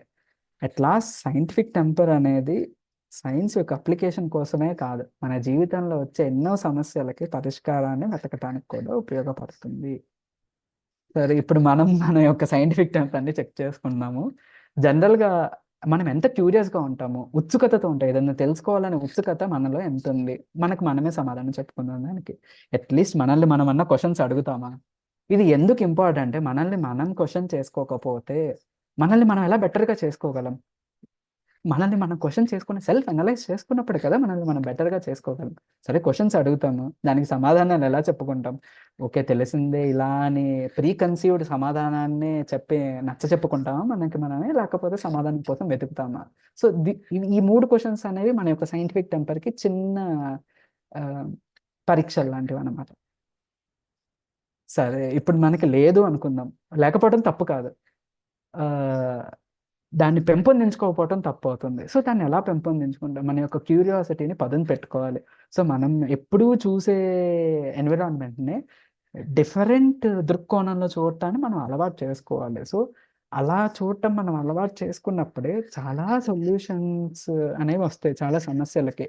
సో మనం మాట్లాడేదే కాకుండా మనం మాట్లాడేటప్పుడు యువతల వ్యక్తి ఏం ఫీల్ అవుతున్నాడో తెలుసుకోగలిగినప్పుడు there is the matter, you can solve it between you. మీ ఇద్దరి మధ్యలోనే అది సొల్యూషన్ అనేది దొరుకుతుంది. ఇంకొకటి, మనం ఏదైనా conclusion for suppose full moon day రోజు ఖచ్చితంగా సమ్ ఎఫెక్ట్ అనేది ఉంటుంది మన బాడీ మీద, మన మెంటల్ స్టేట్ మీద అనుకున్నాం అనుకోండి. ఒక 20 ఫుల్ మూన్ డేస్ మనము ఎగ్జామిన్ చేయాలి, ట్రయల్ వేసుకుంటున్నాం మన మీద మనం. ఓకే ఫుల్ మూన్ డే రోజు ఏమి డిఫరెన్స్ వస్తుంది నా మెంటల్ స్టేట్లో అని మనం ఒక బుక్ పెట్టుకొని రాసుకున్నాం. నిజంగా మనం అనుకున్న స్టేట్మెంట్ అనుకున్నాం కదా, ఫుల్ మూన్ డే రోజు ఏదో డిఫరెన్స్ ఉంటుంది మన మెంటల్ స్టేట్లో అని. నిజంగా అంత డిఫరెన్స్ ఉందా అనేది మనం ఈ 20 టైమ్స్ చెక్ చేసాం. ఓకే 20 టైమ్స్ చెక్ చేసినప్పుడు కూడా డిఫరెన్స్ లేదు. So the first hypothesis is wrong. Full moon day రోజు మన మెంటల్ యాక్టివిటీ మీద ఎలాంటి ఎఫెక్ట్ ఉండదు. And the next thing is public obstinacy. For suppose sex education గురించే అనుకున్నాము. సెక్స్ ఎడ్యుకేషన్ గురించి చాలా వ్యతిరేకత అనేది ఉంటుంది. ఈ రీసెంట్గా ఒక సినిమా కూడా ఉంది దాని మీద, OMG 2 అని చెప్పి. దాంట్లో ఈ సెక్స్ ఎడ్యుకేషన్ అనే దాని గురించి ఎందుకు వ్యతిరేకత వస్తుంది, దాన్ని మనం ఎలా తీసుకోవాలి, ఎందుకు అది ఇంపార్టెంట్ అనేది కూడా దాంట్లో చూపించారనమాట. So when you see the thing differently, ఒక మూవీని చూసినప్పుడు what you can get from it or a positive thing అనేది మీరు అబ్జర్వ్ చేసుకోగలిగినప్పుడు there is the matter, that is the movie and what you have taken from is taken, that's it. So అలాంటి public opposition ఉన్న విషయాల్ని కూడా అవి ఎంతవరకు అవసరము అవి నిజంగా అవసరం అయితే కావాలా? ఇప్పుడు ఫైనాన్షియల్ లిటరసీ ఉందండి. ఎంతో మంది 15 ఇయర్స్, 18 ఇయర్స్ వాళ్ళు కూడా మనీ తీసుకొని బెట్టింగ్ యాప్స్ అనో, లేకపోతే షేర్స్ అనో వాటిలో ఇన్వెస్ట్ చేస్తున్నారు. వాళ్ళకి ముందు నుంచి ఆ ఫైనాన్షియల్ లిటరసీ అనేది ఉందనుకోండి, then they can plan well. వాళ్ళ ఫ్యూచర్‌లో కూడా బాగా వాళ్ళ జీవితాన్ని ప్లాన్ చేసుకోగలుగుతారు. ఇప్పుడు ఆ ఫైనాన్షియల్ లిటరసీ లేకనే చాలా ఇబ్బంది పడుతున్నారు. లా గురించి కూడా బేసిక్‌గా తెలియాలి. So these are the things you need to know basically about your constitution, about your law అనేవి. ఇవన్నీ ఇప్పుడు కొంచెం అపోజిషన్‌లో ఉన్నాయి. సో ఇవి ఎంతవరకు ఏంటనేది దాని గురించి కూడా మనం ఆలోచించాలి. మన రిలీజియన్‌ని దాని వెనకున్న ఫిలాసఫీని బట్టి తెలుసుకున్నప్పుడు ఆటోమేటిక్‌గా రిలీజియన్ అనేది మూఢనమ్మకం అవ్వదు. మన ఫిలాసఫీని తెలుసుకున్నప్పుడు.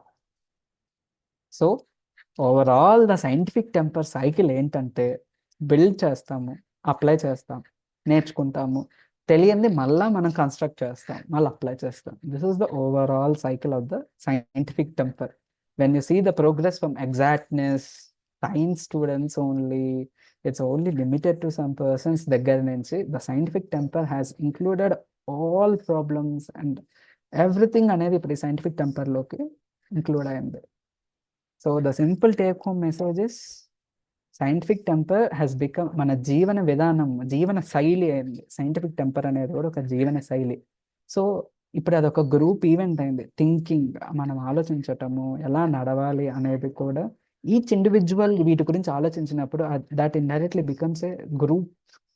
ఆ గ్రూప్ యొక్క థింకింగ్ నుంచి వచ్చినవే ఆ పాలసీస్ అవుతాయి అన్నమాట.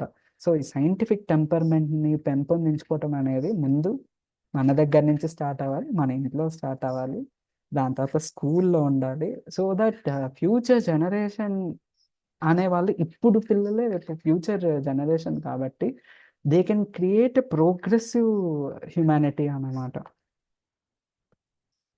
సో మనం దేశభక్తి చూపించుకోవటంలో అత్యుత్తమమైన మార్గం ఏంటి అంటే సైంటిఫిక్ టెంపర్ని పెంపొందించుకోవటమే. ఎప్పుడైతే మనం సైంటిఫిక్ టెంపర్ని పెంపొందించుకున్నామో మన సమాజము, మన దేశ పురోగతికి మన వంతు మనం కాంట్రిబ్యూట్ చేసినట్టే. నాకు తెలిసి అదే అత్యున్నతమైన మార్గం మన దేశభక్తిని మనం చూపించుకోగలగటంలో ప్రస్తుతం ఉన్న టైంలో. సో అందరం కలిసికట్టుగా నడుద్దాం, మన దేశాన్ని ముందుకు తీసుకెళ్దాం. ధన్యవాదాలు.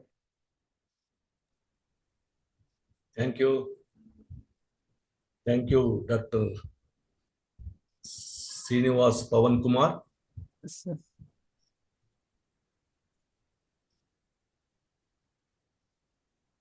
Thank you very much Srinivas Pavan Kumar. You did a wonderful job. ఒక చిన్న విషయాన్ని మీతో నేను షేర్ చేసుకుంటాను. 1980, 90, 2000 దాకా కూడా మామూలుగా ఈ సైంటిఫిక్ టెంపర్ గురించి మాట్లాడేవాళ్ళు రిలీజియన్ అనే మాట రాగానే ఉలిక్కి పడినట్టుగా బిహేవ్ చేసేవాళ్ళు. ఒక సమస్య. చాలా మంది ఆ కాలంలో ట్రైన్ అయినటువంటి రేషనలిస్టులు కూడా ఇదే అప్రోచ్ని ఎగ్జిబిట్ చేసేవాళ్ళు. ఈ మధ్య కాలంలో అంటే ఒక 2 months బ్యాక్ బ్రహ్మారెడ్డి గారు, అంటే మీకు తెలిసి ఉంటుంది, బ్రహ్మారెడ్డి గారు ఒక రకరకాల అభిప్రాయాలతో ఉండేవాళ్ళు కలిసి పనిచేయగలమా అనే ఒక చిన్న సమావేశం బాగ్లింగంలో పెట్టారు. నేను కూడా వన్ ఆఫ్ ది ఇన్వైటీ దానికి. అయితే నేను ఫర్ ది ఫస్ట్ టైం ఒక చేంజ్ని గమనించాను. అంటే ఏంటంటే అందులో మాటల మధ్యలో మనం ఇప్పటిదాకా ఈ విశ్వాసం ఉన్న వాళ్ళని చాలా ఎగతాళిగా మాట్లాడుతున్నాం. వాళ్ళు ఏదో ఒక లోయర్ హ్యూమన్ బీయింగ్స్ లాగా, మనమేదో హయ్యర్ హ్యూమన్ బీయింగ్స్ లాగా. అంటే సైంటిఫిక్ థింకింగ్ ఉన్న వాళ్ళు హయ్యర్ హ్యూమన్ బీయింగ్స్, ఈ భగవంతుడి పట్ల నమ్మకము లేకపోతే జాతర చేసేవాళ్ళు వాళ్ళేమో ఒక అనాగరికులు లేదా డెవలప్మెంట్ ప్రాసెస్లో ఆగిపోయిన వాళ్ళు. యాక్చువల్గా ఇది కాదు అనేటువంటి అభిప్రాయాన్ని నేను ఫర్ ది ఫస్ట్ టైం అక్కడ కూడా గమనించాను. లేదు, మనం వాళ్ళతో కూడా కాన్వర్జేషన్స్ పద్ధతి మార్చాలి అని. ఇప్పుడు నేను మీలో ఆ రిఫ్లెక్షన్ చూశాను. అంటే ఈ చేంజ్ మేము 1980s నాటికి హేతువాదం అనే పేరుతో కానీ, నాస్తికవాదం అనే పేరుతో కానీ, రకరకాల వాదాల పేరుతో విన్నప్పటి కాన్సెప్ట్స్కి ఇప్పుడు కాన్సెప్ట్స్కి, యంగ్స్టర్స్ చెప్తున్నటువంటి కాన్సెప్ట్స్కి చాలా తేడా వచ్చింది. అలాగే ఇప్పుడు అమెరికన్ యూనివర్సిటీలో ఒక national institute of mental health వాళ్ళు 2000 ఐ థింక్ 2012 ఆర్ 2013లో ఒక ఎక్స్టెన్సివ్ రీసెర్చ్ చేసినప్పుడు ఈ రిలీజియస్ ఫెయిత్ అనేది, అంటే ఎస్పెషల్లీ స్పిరిచువల్ కాన్సెప్ట్స్ అనేవి మెంటల్ హెల్త్ యొక్క ప్రొటెక్షన్లో ఎంత ఉపయోగపడతాయి అనే దాని మీద చాలా విస్తృతమైన రీసెర్చ్ చేశారు. అయితే ఒకసారి పొరపాటున నేను తెలియక ఫేస్బుక్లో షేర్ చేసుకుంటే యాజ్ యూజువల్గా మా రేషనలిస్ట్ అంతా నా మీద పడిపోయారు, తప్పు అని. అది నా రీసెర్చ్ కాదు బాబు, అది ఒక national institute of mental health వాళ్ళు అమెరికాలో చేసిన రీసెర్చ్ ప్రోడక్ట్, అది నాది కాదు, అది గమనించండి చెప్పడానికి నాకు చాలా, అంటే ఒక రకంగా చెప్పాలంటే తలప్రాణం తోక్కొచ్చిందంటాం కదా, అలా అయిపోయింది నా పరిస్థితి. అంటే ఈ మధ్య కాలంలో ఈ మార్పులు రావడం అనేది చాలా వెల్కమ్. అంటే నేను ఒక చిన్న అనెక్డోట్ చెప్పి ఇక దీంట్లో వెళ్తాను. అంటే 1929-30 దాకా గాంధీ ఒక మాట అనేవాడు, ఏంటంటే గాడ్ ఈజ్ ట్రూత్ అని. 29-30లో ఒక సుదీర్ఘమైన చర్చ జరిగిన తర్వాత మన విజయవాడ నాస్తిక కేంద్రపు నిర్మాత ఆయనతో సుదీర్ఘమైన చర్చ జరిగిన తర్వాత గాంధీ తన స్టేట్మెంట్ రివైజ్ చేస్తాడు, చేసి ట్రూత్ ఈజ్ గాడ్ అంటాడు. గాడ్ ఈజ్ ట్రూత్ కాదు, ట్రూత్ ఈజ్ గాడ్. అంటే దీని మీనింగ్ ఏమిటి అంటే, if truth proves tomorrow that there is no god, I have no hesitation to accept the truth. అంటే ఇది ఒక నిజం చెప్పాలంటే స్పిరిచువల్ డైలాగ్ లో ఒక మోస్ట్ అడ్వాన్స్డ్ స్టేట్మెంట్ అది. Unfortunately many of the Indian rationalists could not understand the statement of Gandhi, whereas foreigners found the greatness of the statement. They have written extensively. About 10 books are available only on that particular aspect of change in the Gandhi's dialogue. So, ఇది ఒక preliminary observation కింద మీకు చెప్తున్నాను. There is a good change, positive change coming from the rationalists also, that we have to make a dialogue, not heckle them, not degrade them as if you are the. And ఇంకోటి ఏంటంటే ఈ concepts అన్ని కూడా ఇప్పుడు majority of the హేతువాద, అంటే ఈ మాట నేను చెప్పడానికి నేను కొంచెం సాహసిస్తున్నాను. ఏమిటంటే 19th century, అర్లీ 19th centuryలో లూయి మోర్గాన్ లాంటి వాళ్ళు చేసినటువంటి ఆంథ్రపోలాజికల్ రీసెర్చెస్ ఏవైతే ఉన్నాయో, అట్లాగే డబ్ల్యూవి టేలర్, ఫ్రేజర్, ఆ తర్వాత ఎమిలీ డర్క్హీమ్ సోషియాలజిస్ట్, వీళ్ళు చేసినటువంటి ఎక్స్పెరిమెంట్స్, ఫ్రాయిడ్, వీళ్ళ కాన్సెప్ట్స్ అనేవి బలంగా ఇవాటికి కూడా రేషనల్ థింకింగ్ ని గైడ్ చేస్తున్నాయి. కానీ ఈ మధ్య, అంటే గత 30 ఏళ్లుగా Mircea, I think Mircea Eliade something like that, ఆవిడ ఒక వండర్ఫుల్, ఆయన చాలా వండర్ఫుల్ రీసెర్చ్, వాళ్ళు ట్రైబల్ ఏరియాస్ లోకి వెళ్ళి, లోపలికి వెళ్ళి వాళ్ళు డిఫరెంట్ కాన్సెప్ట్స్ ఇంట్రడ్యూస్ చేస్తున్నారు, హౌ టు అండర్స్టాండ్ రిలీజన్ అనేది. అలాగే లేట్ 19th centuryలో మనకు ఏమంటారంటే మ్యాక్స్ ముల్లర్ ఒక మాట అంటాడు, సైంటిఫిక్ స్టడీ ఆఫ్ రిలీజియన్ అని. నిజానికి ఆ మాట ఆయన అన్నప్పుడు అందరూ ఆయన మీద పడి కలిచేశారు, సైంటిఫిక్ స్టడీ ఏమిటి, రిలీజియన్ ఏమిటి. కానీ అది పాజిబిలిటీ ఉందని చెప్పేసి ఇవాళ American, European, most of the researchers are doing that area of understanding in a scientific way religion also, including the understandings of Durkheim, Marx, తర్వాత ఫ్రాయిడ్ అండ్ ఆల్ అదర్స్. అది నేను చెప్పినటువంటి టేలర్, ఫ్రేజర్, వీళ్ళందరూ కూడా. So ఏం చెప్తున్నా, there is a change that is occurring in the understanding of the scientific temper all over the world. Only మన దగ్గర మాత్రమే కొంత స్టాగ్నేషన్ కనబడుతుంది. ఇప్పుడు మిమ్మల్ని విన్న తర్వాత నాకు ఒక నమ్మకం వచ్చింది, ఏంటంటే ఈ స్టాగ్నేషన్ పోతోంది అని. So I'm happy and thankful to. నేను ప్రధానంగా ఎప్పుడైనా సరే ఈ సైంటిఫిక్ టెంపర్ అన్నప్పుడు ఇన్క్రెడ్యులిటీ అని ఒక మాట వాడుతుంటారు. అంటే ఎవరైనా ఒక మాట చెప్పగానే ఇది సాధ్యమా అనేటువంటి ఒక ప్రశ్న వేసుకోవాలి మనలో, ఇది సాధ్యమేనా అని. ఇది నా ఉద్దేశంలో ఒక ప్రధానమైన ప్రశ్న ఏదైనా ఒక సైంటిఫిక్ టెంపర్కి. ఇక ఎవిడెన్స్ బేస్డ్ అంటున్నారు కదా, ఎవిడెన్స్ బేస్డ్ విషయాల్లో చాలా కొన్ని సమస్యాత్మకమైన ఏరియాస్ కూడా ఉన్నాయి. అంటే ఎస్పెషల్లీ ఇంగ్లీష్ మెడిసిన్ వాళ్ళు ఇది ఫ్రీక్వెంట్ గా వాడుతుంటారు ఈ వర్డ్ ని, ఏంటంటే ఎవిడెన్స్ బేస్డ్ మెడిసిన్ అనే మాటని. అయితే ఒక ఒక ఒక ఎథీస్ట్ కుర్రాడు కూడా ఆ మధ్యకాలంలో ఒక పోస్ట్ వేసి ఒక చోట can you prove the god అని ఒక క్వశ్చన్ వేశాడు అందరికి. నేను ఊరికి సరదాగా can you show the god to mean వేశాడు ప్రశ్న. నేను సరదాగా కింద ఆన్సర్ కింద can you show me the electron అన్నాను. అంటే వెంటనే అతను ఇట్ రిక్వైర్స్ స్పెసిఫిక్ ఎక్విప్మెంట్ అన్నాడు. Probably they may require different equipment. బాబు, why do you make such a kind of statement? Let us not, ఈ ఎవిడెన్స్ బేస్ అంటే ఇది కాదు ఆర్గ్యుమెంట్. అంటే ఫైనల్ గా ఏంటంటే ఆల్విన్ టోఫ్లర్ ఒక స్టేట్మెంట్ ఉంటుందండి, ఏంటంటే the illiterate of the 21st century is not a man who cannot read and write, but a man who cannot learn, unlearn and relearn. ఈ 3 ప్రాసెస్ అండర్గోగానేటువంటి వాడు మాత్రమే ఇల్లిటరేట్ అవుతాడు. Thank you very much, you have done a wonderful job. I'm happy that ఇప్పుడు now there is a possibility for a dialogue between rationalist and the so called ignorant people who are believing everything. Thank you very much. Now I request this session dialogue to be opened up through Balmohan Das garu. Sir, namaste sir, please welcome. నమస్కారం అండి. శ్రీనివాస్ పవన్ కుమార్, మరి religious నేమా scientific నేమా నాకు తెలియదు, కానీ ఏం పేరైనా సరే scientific గా చాలా మంచి లెక్చర్ మా అందరికి పనికొచ్చేట్లు ఇచ్చారు Srinivas Kumar. You have good future, congratulations, all the best. తర్వాత రఘుమార్ గారి ఎడిషనల్ కూడా విన్నాం, వారు చెప్పింది కూడా చాలా సంతోషం. ఎందుకంటే గోరా గారు, గాంధీ గారు డిస్కషను గాడ్ ఈజ్ ట్రూత్ నుంచి ట్రూత్ ఈజ్ గాడ్ రావటం, అదంతా చాలా జరిగింది. గోరా ఫ్యామిలీతో నాకు బాగా పరిచయం ఉంది, అక్కడ చాలాసార్లు దీని నుంచి కూడా డిస్కషన్ జరిగింది. గాంధీ గారు ఇంకోటి కూడా చెప్పారు, be the change you want to see in the world అన్నారు. Be the change you want to see the world అన్నారు. సో గాంధీ గారు ఆధ్యాత్మికవాదియా, రేషనలిస్టా, సైంటిఫిక్ టెంపర్ ఉన్న మనిషా, దాని మీద కూడా కొంచెం ఎప్పుడు పెట్టుకోవాలేమో. దానికి రవికుమార్ గారే సారథ్యం వహించవచ్చు అనుకుంటున్నాను. కాకపోతే పవన్ కుమార్ గారు జంతువులకు బెనిఫిట్ చేయబోతున్నారు. మీరు మనుషులకు డాక్టర్ అయితే బాగుండేది అనుకుంటున్నాను నేనైతే మాత్రం. బట్ ఎవరైనా వాళ్ళకి మంచిది అనుకోండి, అది కూడా మంచిదే. నేను అనుకునేది ఎప్పుడు కూడా ప్రశ్నలు వేసుకోవాలి మనం.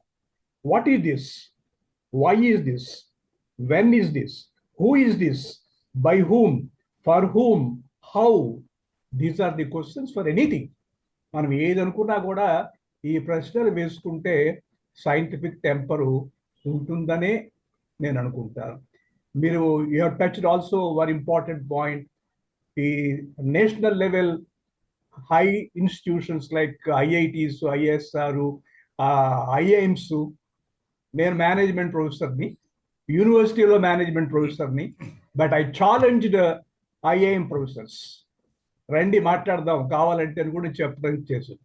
నేను యూపీఎస్సీలో పర్సనాలిటీ బోర్డ్స్లో సెలక్షన్ కమిటీ మెంబర్గా ఉన్నప్పుడు నేను గమనించింది ఏమిటంటే, university students could do better than the IIT graduates or big institutions వచ్చిన వాళ్ళకి. ఎందుకంటే వీళ్ళకి బేసిక్స్ తెలుస్తాయి, వాళ్ళకేమో పై తెలుస్తాయి. రెండూ తెలిసిన వాళ్ళు కావాలని నేను ఎప్పుడైతే అనుకుంటాను. రఘుకుమార్ దాన్ని ఇంకా వారం చేయలేదు, ఆపండి అని ఆపుతాను. ధన్యవాదాలు. Thank you. లక్ష్మీ నాగేశ్వర్ గారు, లక్ష్మీ నాగేశ్వర్ గారికి ఎందుకంటే ఆవిడ ప్రముఖ హేతువాది, కుల నిర్మూలన సంఘానికి అంటే ఆ యాక్టివిటీని గత 30-40 ఏళ్ళుగా చేస్తున్న వ్యక్తి.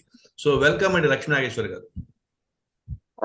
సార్ చాలా బాగుంది. చిన్నవాడైనా అబ్బాయి ఆయన చాలా అనలిటికల్ గా, చాలా మోడర్న్ గా ప్రజెంటేషన్ చేశారు. ఇక దాని మీద రఘుకుమార్ గారు ఒక థీసిస్ ప్రజెంట్ చేశారు అనుకోండి, చాలా గొప్పగా ఉంది సబ్జెక్టు డిస్కషను. ఇంతకీ సైంటిఫిక్ టెంపర్ అనేది చాలా అవసరం. అది మన ఇంప్రూవ్మెంట్కి అన్ని విధాల అవసరమైంది. ఇక మూఢంగా పోవడం అని అంటే మూఢంగా పోము, అసలు మామూలుగా రీజనబుల్గా పోతాం. ప్రతిదీ ఆలోచన చేసి వెళ్ళడం అనేది మానవుడి లక్షణం. ఇక ఏది ఆలోచన దొరకనప్పుడు అప్పుడు ఒక నమ్మకానికి పోతాడు, ఏదో ఒక జస్ట్ హ్యాంగ్ ఆన్ ఇట్.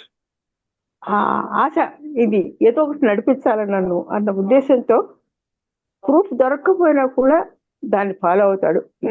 ఒకప్పుడు దానికి కూడా ప్రూఫ్ దొరుకుతుంది. ఎలక్ట్రానిక్స్, ఈ న్యూక్లియర్ సైన్స్ లాగా మన కంటికి కనపడకపోయినా అవి ఉన్నాయి. అవి ఉన్నాయి అనేది ఆ స్పెషల్ ఇన్స్ట్రుమెంట్స్ ద్వారా తెలుస్తుంది. దాని మీద చాలా డెవలప్మెంట్ జరిగింది. ఇట్ హ్యాస్ ప్రాక్టికల్గా పవర్ ప్రొడక్షన్, బాంబులు, వ్యవహారాలు అన్నీ వాళ్ళు చేస్తున్నారు. సో మనకు కంటికి కనపడని నిజాలు ఉంటాయండి.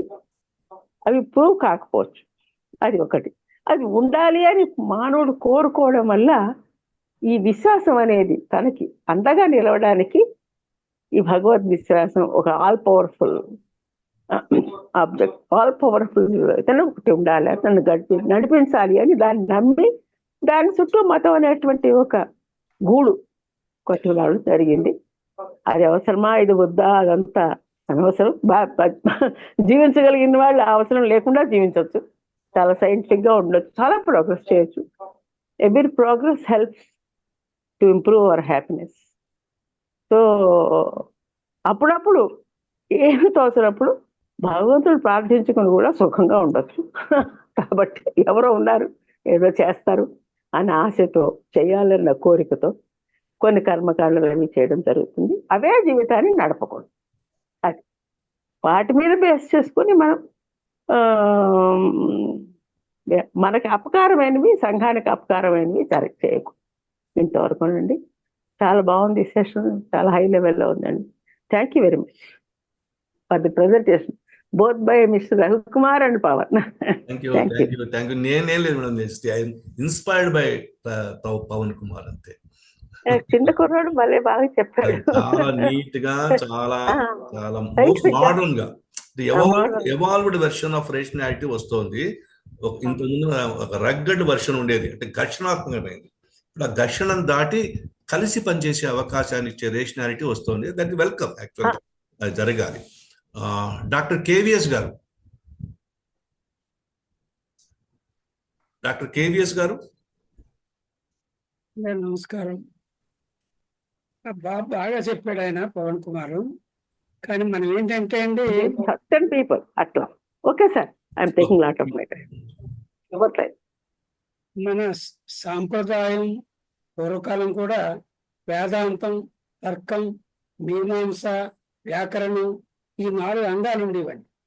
ఈ 4 అంగాలు ఇవాళ మనం మాట్లాడుతున్న సైంటిఫిక్ అటాచ్మెంట్ కానీ, సైంటిఫిక్ డిటాచ్మెంట్ కానీ, సైంటిఫిక్ టెంపర్ కానీ, రిలీజియస్ అవుట్లుక్ కానీ, ఇవన్నీ మన ఈ రోజు వస్తున్నటువంటి మోడర్న్ యువత, నేను బాధపడేది, I don't regret it, but they are leaving away the foundation we have already have with అస్.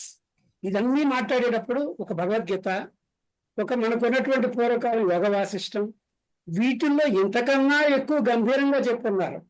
ఇప్పుడు వేదాంతం అసలు మనిషికి ఉన్నటువంటి నాలెడ్జ్ అంతా కాచి వడబోసి ఫిల్టరేట్ అంతా ఒక చోట, రెసిడ్యూ అంతా ఒక చోట పెట్టి, ఆ రెండిట్ల వద్ద వచ్చే లాభ నష్టాలని బేరూజు వేసి, తర్కం చేసి, మీమాంసతోటి దానికి వ్యాకరణాన్ని సంధించి అనేక కొలమానికమైనటువంటి సూత్రాలు ఇచ్చినటువంటి ప్రాచీన సంస్కృతిలో మనం ఉన్నాం.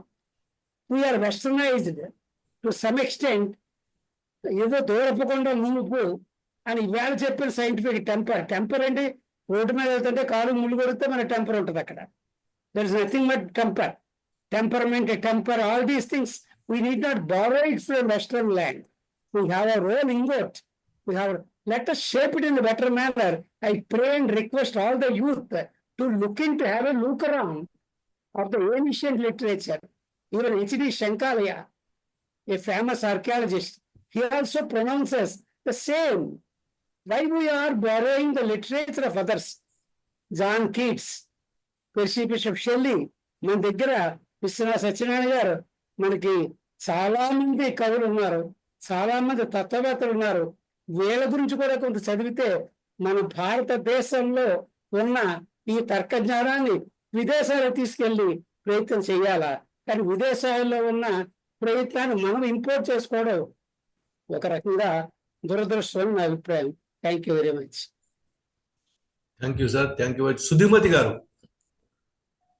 సుధీమతి గారు.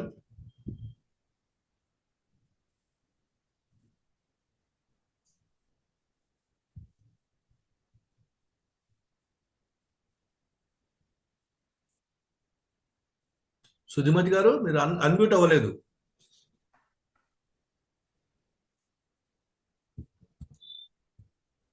డాక్టర్ మురళీధర్ గారు ఒక్క నిమిషం వెయిట్ చేయండి. ఆయన డాక్టర్ భాస్కరాచార్య గారిని త్వరగా వెళ్తానన్నారు, వారిని ఒక్కసారి మాట్లాడిద్దాం. డాక్టర్ భాస్కరాచార్య గారు ఆయన మెసేజ్ పెట్టారు. నమస్కారం అండి. First let me congratulate this youngster who is pursuing his PhD also, if I am right, of his title which I have seen. Congratulations for the presentation, and you have that rationality also you have presented in a very balanced manner. But నేను ఒక scientist గా I want to give you little piece of advice, probably because of my observations of your presentation. Scientific temper చాలా అవసరం, చాలా బాగా చెప్పారు. కానీ scientific communication కూడా స్ట్రెస్ చేశారు. సైంటిఫిక్ కమ్యూనికేషన్ తో ఇబ్బంది ఏమిటి అంటే, పొద్దుటి నుంచి గవర్నమెంట్ ఆఫ్ ఇండియా ఒక విషయం మీద మాట్లాడుతూ కూర్చున్నారు. చాలా మటుకు రఘుకుమార్ గారు చెప్పినట్టుగా పూర్తి అజ్ఞానికి చెప్పడం చాలా సులభం, పూర్తి విజ్ఞానికి చెప్పడం చాలా సులభం, అటు ఇటుగా ఉన్నవాడికి కష్టం. ఏమన్నారంటే, ఇప్పుడు ఉదాహరణకి మీరు విజార్డ్ ఆఫ్ డ్రగ్స్ వేశారు ఎల్లాప్రగడ సుబ్బారావు గారి గురించి చాలా చెప్పాను నేను పోయినసారి. ఒక డ్రగ్ ఉన్నప్పుడు దాని రియాక్షన్ ఉంటుంది. అంటే ఇప్పుడు అది వేసుకుంటే క్యాన్సర్ కూడా రావచ్చు, తగ్గిస్తుంది, క్యాన్సర్ కూడా వస్తుంది. క్యాన్సర్ ఎంతమందిలో వస్తుంది? 1 in 10 lakhs లో ఉంటుంది వాడి సైంటిస్ట్ దృక్పథంతో. కానీ ఏ అర్నాబ్ గోస్వామి లాంటి వాడి దగ్గర నన్ను కూర్చోబెట్టారనుకోండి, కూర్చోబెట్టి ఈ డ్రగ్ వేసుకుంటే సేఫా అని అడిగారు. అడిగితే 1 in 10 lakhs లో క్యాన్సర్ వచ్చే ప్రమాదం ఉంది అని అంటే, నాకు ఆ 1 ఇంపార్టెంట్ అంటాడు. కాబట్టి సైంటిఫిక్ కమ్యూనికేషన్ లో చాలా డేంజర్ కూడా ఉంటుంది అనమాట. జస్ట్ బికాస్ మీరు ఒక మాట అన్నారు, ఆథెంటిక్ ఇన్స్టిట్యూట్స్ అని అంటే అందరూ చేయలేరండి సైంటిఫిక్ కమ్యూనికేషన్. నేను ఇంకొక చిన్న విషయం కూడా 2 నిమిషాలు తీసుకుంటాను రఘుకుమార్ గారు. ఆక్సిటోసిన్ అనేటువంటి ఒక ఇంజెక్షన్ మామూలుగా డెలివరీ టైంలో డాక్టర్ గైనకాలజిస్ట్ ఇస్తారు మదర్ కి డెలివరీ కావడానికి. కానీ మన వాళ్ళు అంతా, మీరు ఇంకా పశు వైద్యులు కాబట్టి మీకు ఇంకా బాగా తెలుసు, మా దగ్గర నేను చాలా రీసెర్చ్ చేశాను కాబట్టి చెప్తున్నాను. విపరీతమైన ఆక్సిటోసిన్ ఇచ్చి ఎక్కువ మిల్క్ తీసుకోవడానికి, దాన్ని ఇంటింటి ముందర ఆపి మిల్క్ ఇప్పించుకోవడానికి పనిచేస్తుంటారు. సో దాని మీద చాలా చర్చలు అయిపోయాయి. మేము పెద్ద రీసెర్చ్ చేస్తే దాని నుంచి మనిషికి జరిగే హాని ఏం లేదు అని చెప్పేసి NIN రీసెర్చ్ లో చెప్పాం. కానీ డైరెక్టర్ అడిగితే ఏం చెప్పానంటే, నేను ఈ మాట చెప్పలేను పబ్లిక్ లో అని చెప్పాను. నేను ఇంకా దీని నుంచి ప్రాబ్లం లేదు అంటే రేపటి నుంచి టన్నుల కొద్ది ఆక్సిటోసిన్ పశువులకు పొడుస్తారు. పశువుకు హానా కాదా అని చెప్పే సమర్థత నాకు లేదు కదా, కాంపిటెన్సీ. నేను మనుషుల కొరకు మాట్లాడుతున్నాను. కాబట్టి కమ్యూనికేషన్ అనేది చాలా చాలా ఇబ్బందికరంగా ఉంటుంది. సైంటిఫిక్ టెంపర్ లో చాలా జాగ్రత్తగా చూసుకోవాల్సినటువంటి విషయం. ఇంకా 2 ఇబ్బందికరమైనటువంటి విషయాలు, మీరు యంగ్స్టర్ కాబట్టి మీరు ఏమనుకోనంటే కొంత కరెక్ట్ చేస్తారు మీ ప్రజెంటేషన్. ఏమిటి అంటే, స్టాటిస్టికల్లీ వాల్యూడ్ ఉండాలి డెసిషన్ మేకింగ్ అంటారు. ఉదాహరణకు చెప్తాను, స్టాటిస్టికలీ వ్యాలిడిటీ ఉండాలి అని అంటే, మీరు డేటా తీసుకొని ఒక బయోస్టాటిస్టిషియన్ దగ్గరికి వెళితే ఆయనకు సైన్స్ సాధారణంగా చాలా తక్కువ మందికి తెలుస్తుంది. స్టాటిస్టిషియన్స్ ఇంటరాక్ట్ అయిన వాళ్ళకి తెలుస్తుంది. ఇప్పుడు గ్లూకోజ్ నార్మల్ గా 80 నుంచి 100 ఉంటే మేము నార్మల్ పర్సన్ అని అంటాం. 100 దాటితే వాడు ప్రీ డయాబెటీస్ అంటాం. 126 దాటితే వాడు డయాబెటిక్ అంటాం. మీరు ఇచ్చినటువంటి డ్రగ్ ఉదాహరణకి ఒక పశువులలోనే మొదట 100 ఉన్నది, అది 80కి తగ్గింది అనుకోండి మీరు ఇచ్చిన డ్రగ్ ద్వారా. మీరు ఒక స్టూడెంట్ గా ఆ స్టాటిస్టిషియన్ దగ్గర తీసుకెళ్తే హైలీ సిగ్నిఫికెంట్ 100 నుంచి 80కి తగ్గింది, కాబట్టి నా డ్రగ్ సక్సెస్ అయింది అని మీరు చెప్పారనుకోండి. Statistical validity of evidence based science, what doctor Raghukumar also stress the point. ఆ మాట చెప్తే నాలాంటి వాడి దగ్గర తీసుకొచ్చావనుకోండి డేటా, అయ్యా అది ఫిజియలాజికల్ రేంజ్ లోనే ఉంది, నువ్వు ఎంత తగ్గినా ఉపయోగం లేదు, రెండింటికి తేడా లేదు నా ఉద్దేశంలో అని చెప్తాను సైన్స్ లో. కాబట్టి జస్ట్ బికాస్ స్టాటిస్టికల్లీ వ్యాలిడ్ అయింది అనేటువంటి ఎవిడెన్స్ బేస్డ్ తోటి కూడా డ్రా చేయకూడదు కంక్లూజన్స్ ఎప్పుడు కూడా. It should be in realistic sense లో చేయాలి ఎప్పుడు కూడా. అట్లాగే మీరు ఇంకొక మాట అన్నారు, యంగ్స్టర్ కాబట్టి చెప్తున్నాను, లాస్ట్ మాట. ఫుల్ మూన్ గురించో లేకపోతే ఇట్లాంటి చంద్రగ్రహణము అపోహాలు ఉంటాయి కాబట్టి మనం 20 టైమ్స్ చెక్ చేసుకొని మనం కంక్లూడ్ చేయొచ్చు అని అంటే అటువంటిది మనం సమాజానికి కమ్యూనికేట్ చేయకూడదు. డేంజర్ కూడా. ఎక్స్పెరిమెంట్స్ చేయకూడదు. నేను న్యూట్రిషన్ సైంటిస్ట్ కాబట్టి ఇప్పటికి చాలా మంది పేర్లు చెప్పాను కానీ పెద్ద పెద్ద పాలిటీషియన్ కొడుకులు చచ్చిపోయారు. ఇప్పుడు గవర్నర్ ఒక స్టేట్ ఆయన కొడుకుడు చచ్చిపోయాడు హైదరాబాద్ లోని. ఏమిటయ్యా అంటే ఎక్స్పెరిమెంట్స్ చేస్తారు డైట్ తోటి. వాడి క్రాష్ డైట్, డాష్ డైట్, ఈ డైట్ అని చెప్పేసి వాడే డాష్. సో కాబట్టి ఇప్పుడు ఫుల్ మూన్ మన 20 టైమ్స్ దాని కింద ఉన్నాను, వాడు చాదస్తుడు చెప్పాడు, వాడు ఎవడో దానికి ఏం కాదంటే నేను తిన్నా కూడా అని అనేటువంటి ఎక్స్పెరిమెంట్స్ చేయకూడదు. కాబట్టి ఆ రకమైనటువంటి రేడియేషన్ ఎంత వస్తుంది, ఎంత మెజర్ చేయగలుగుతాడు, ఏమి ఆ ఫలితం ఇవాళ తెలుస్తుందా లేకపోతే 20 years తర్వాత కూడా రావచ్చు radiation effect. You cannot measure today and conclude.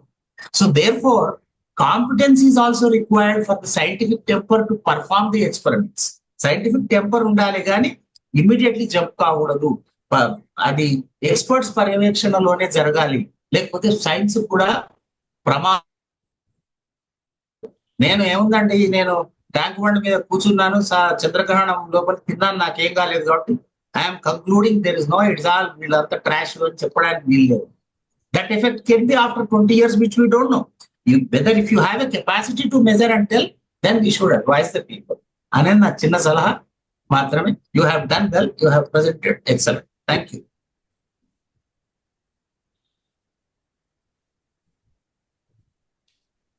Thank you very much, sir. Yeah. Kasala Rangarao garu.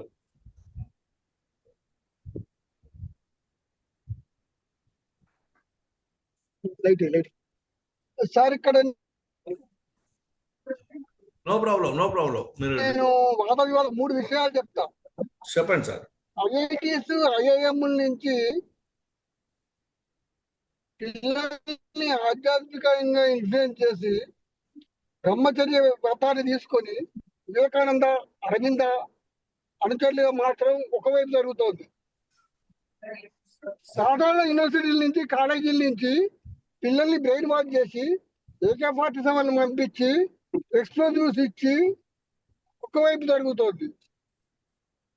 తర్వాత వీళ్ళు ఏదైతే పేద బలహీన వర్గాల ప్రజల్లోకి పోతుండ్రో వాళ్ళ మూఢ విశ్వాసాల జోలికి పోకుండా వాళ్ళని రెచ్చగొట్టి ఏం సాధిస్తున్నట్టు అనేది కూడా ఆలోచించాలి. ఇవన్నీ మన చుట్టూ జరుగుతున్నాయి. మరి సమన్వయం ఎట్లా జరగాలి? సమన్వయం ఎట్లా వస్తుంది? మంచి వైపు ఎట్లా పోతారు? Spirituality is the diffusion of psychological stress. After diffusion of psychological stress, you have to help others. ఏ ఆధ్యాత్మిక జీవితానికైనా ఇదే బేస్ ఉంటుంది. కానీ మా గుంపు ఉండాలి, మిగతా వాళ్ళందరూ నరుక్కుంటూ పోతాం అని గుంపును సపోర్ట్ చేసేవాళ్ళు ఏమంటారు? ఎందుకు జరుగుతుంది ఇలా? ఎంతకాలం భరించాలి? 1000 సంవత్సరాలు భరించలేం కదా, ఇంకెంతకాలం భరించాలి? సో ఇవి నా యొక్క స్టేట్మెంట్లు. మిగతా వాటికి నేను అడ్డం పోతులేను.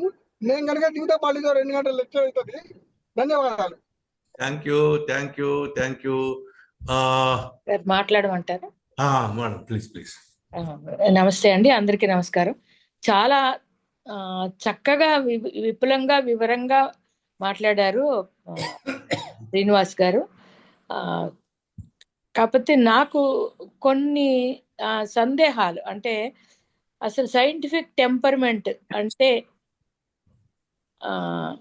ఇది సైంటిఫిక్ టెంపర్మెంట్ అవునా కాదా అనేది నేను ఒక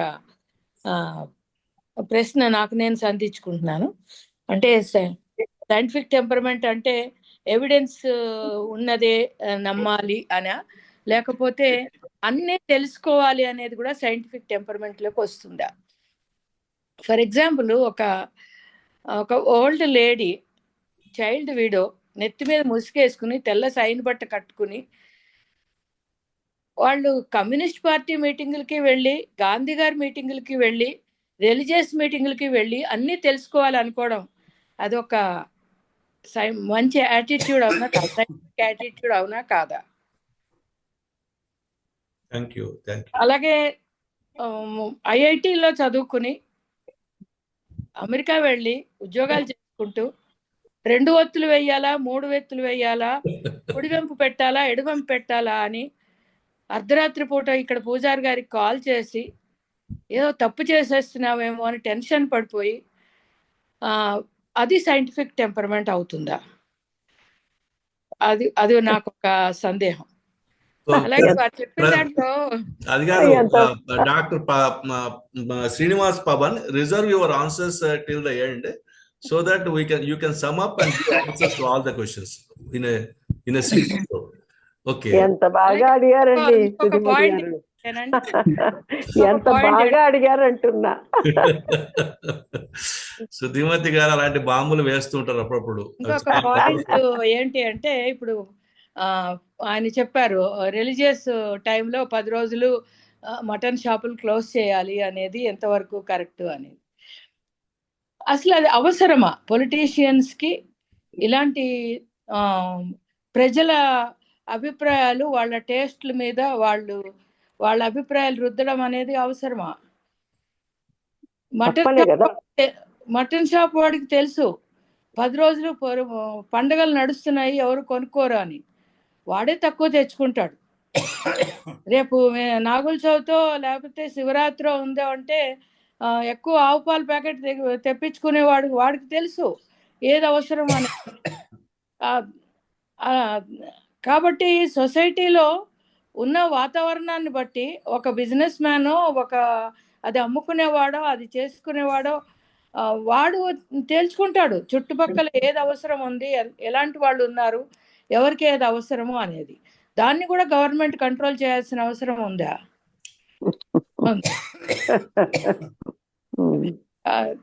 ఇలాంటివి నా ప్రశ్నలు చాలా వస్తున్నాయి. అసలు సైంటిఫిక్ టెంపర్మెంట్ అనేది నా చిన్నప్పుడు ఉన్నంతగా క్వశ్చనింగ్ అనేది ఎప్పుడూ ఉందండి. మన ఉపనిషత్తుల నుంచి కూడా అసలు క్వశ్చనింగ్ నుంచే మన ఇదంతా డెవలప్ అయింది కదా. ప్రశ్నోపనిషత్తు అని ఒక ఉపనిషత్తే ఉందండి. ఉపనిషత్తే ఉంది కదా, ప్రశ్నోపనిషత్తు. అలాగా మనకు మొదటి నుంచి ఉన్నదే అది సైంటిఫిక్ టెంపర్మెంట్ అనేది. అది ఒక రూల్ చేసి ఇది ఉండాలి, యాటిట్యూడ్ ఉండాలి అనేది, యాటిట్యూడ్ అనేది సహజంగా ఉంటుంది కానీ దాన్ని ప్రోత్సహించాలి. ఇంట్లో వాళ్ళు ఒక పిల్లవాడు క్వశ్చన్ చేసినప్పుడు ఇది అని చెప్పగలగాలి. దానికి వారు చెప్పిన పాయింట్లో ఒకటి ఏంటంటే టాలరెన్స్ ఉండాలి. పిల్లలకి కాదు, ముందు పెద్దవాళ్ళకి టాలరెన్స్ ఉండాలి. ఉంటే వీళ్ళని వాళ్ళు మౌల్డ్ చేయగలుగుతారు. టీచర్స్కి టాలరెన్స్ ఉండాలి, పేరెంట్స్కి టాలరెన్స్ ఉండాలి, సమాజంలో టాలరెన్స్ ఉండాలి. వాళ్ళని కండెమ్ చేసేయకుండా క్వశ్చన్ చేసే వాళ్ళను, ఇది కాదు అని వ్యతిరేకించే వాళ్ళను వాళ్ళకి నచ్చ చెప్పో లేకపోతే వాళ్ళకి రీజనింగ్ చేసో రేషనల్గా తీసుకొచ్చి వాళ్ళకి హెల్ప్ చేయగలగాలి. కానీ వాళ్ళని కండెమ్ చేసేసి వీడు నాస్తికుడు అనో లేదా వీడు టోటల్లీ రిలీజియస్ అనో అలాగా ముద్ర వేసేసినంత మాత్రంలో ప్రోగ్రెస్ ఏం జరగదు. ఎనీవే, శ్రీనివాస్ గారు అయితే చాలా మంచి ప్రజెంటేషన్ ఇచ్చారు. చిన్నవాడు చాలా మంచి ఆలోచనలు చేస్తున్నారు. ముఖ్యంగా లాస్ట్కి మన ఆలోచనలు దేశానికి ప్రోగ్రెస్ ఇచ్చేలా, దేశాన్ని రక్షించేలా ఉండాలి అనే థాట్ నాకు చాలా నచ్చింది బాబు. Congratulations and wish you all the very best in your future. Thank you. Vijayabhaskar గారు, మీరు మొదటిసారి జాయిన్ అయ్యారు, ఏమైనా మాట్లాడతారా? విజయభాస్కర్ గారు. లేదు సార్, నేను బయట ఉన్నా కొంచెం. No problem. Welcome. Okay, Rajamallaiah గారు.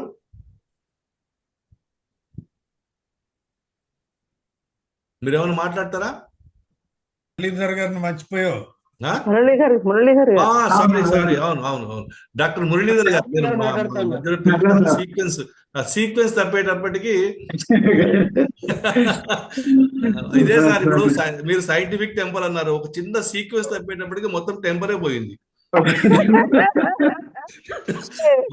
మనము రోజు లేచి ఉదయం సాయంకాలం దాకా కొన్ని పనులు చేసేప్పుడు కొన్ని వస్తువులు ఒక చోట పెట్టుకుంటాం. ఆ వస్తువు ఒక చోట పెట్టాల్సిన వస్తువు పక్కకు పోయినా కానీ మొత్తం రొటీన్ అంతా తేడా వచ్చేస్తుంది. చూసారా, ఇప్పుడు నాకు అట్లాగే అయింది. Sorry sir.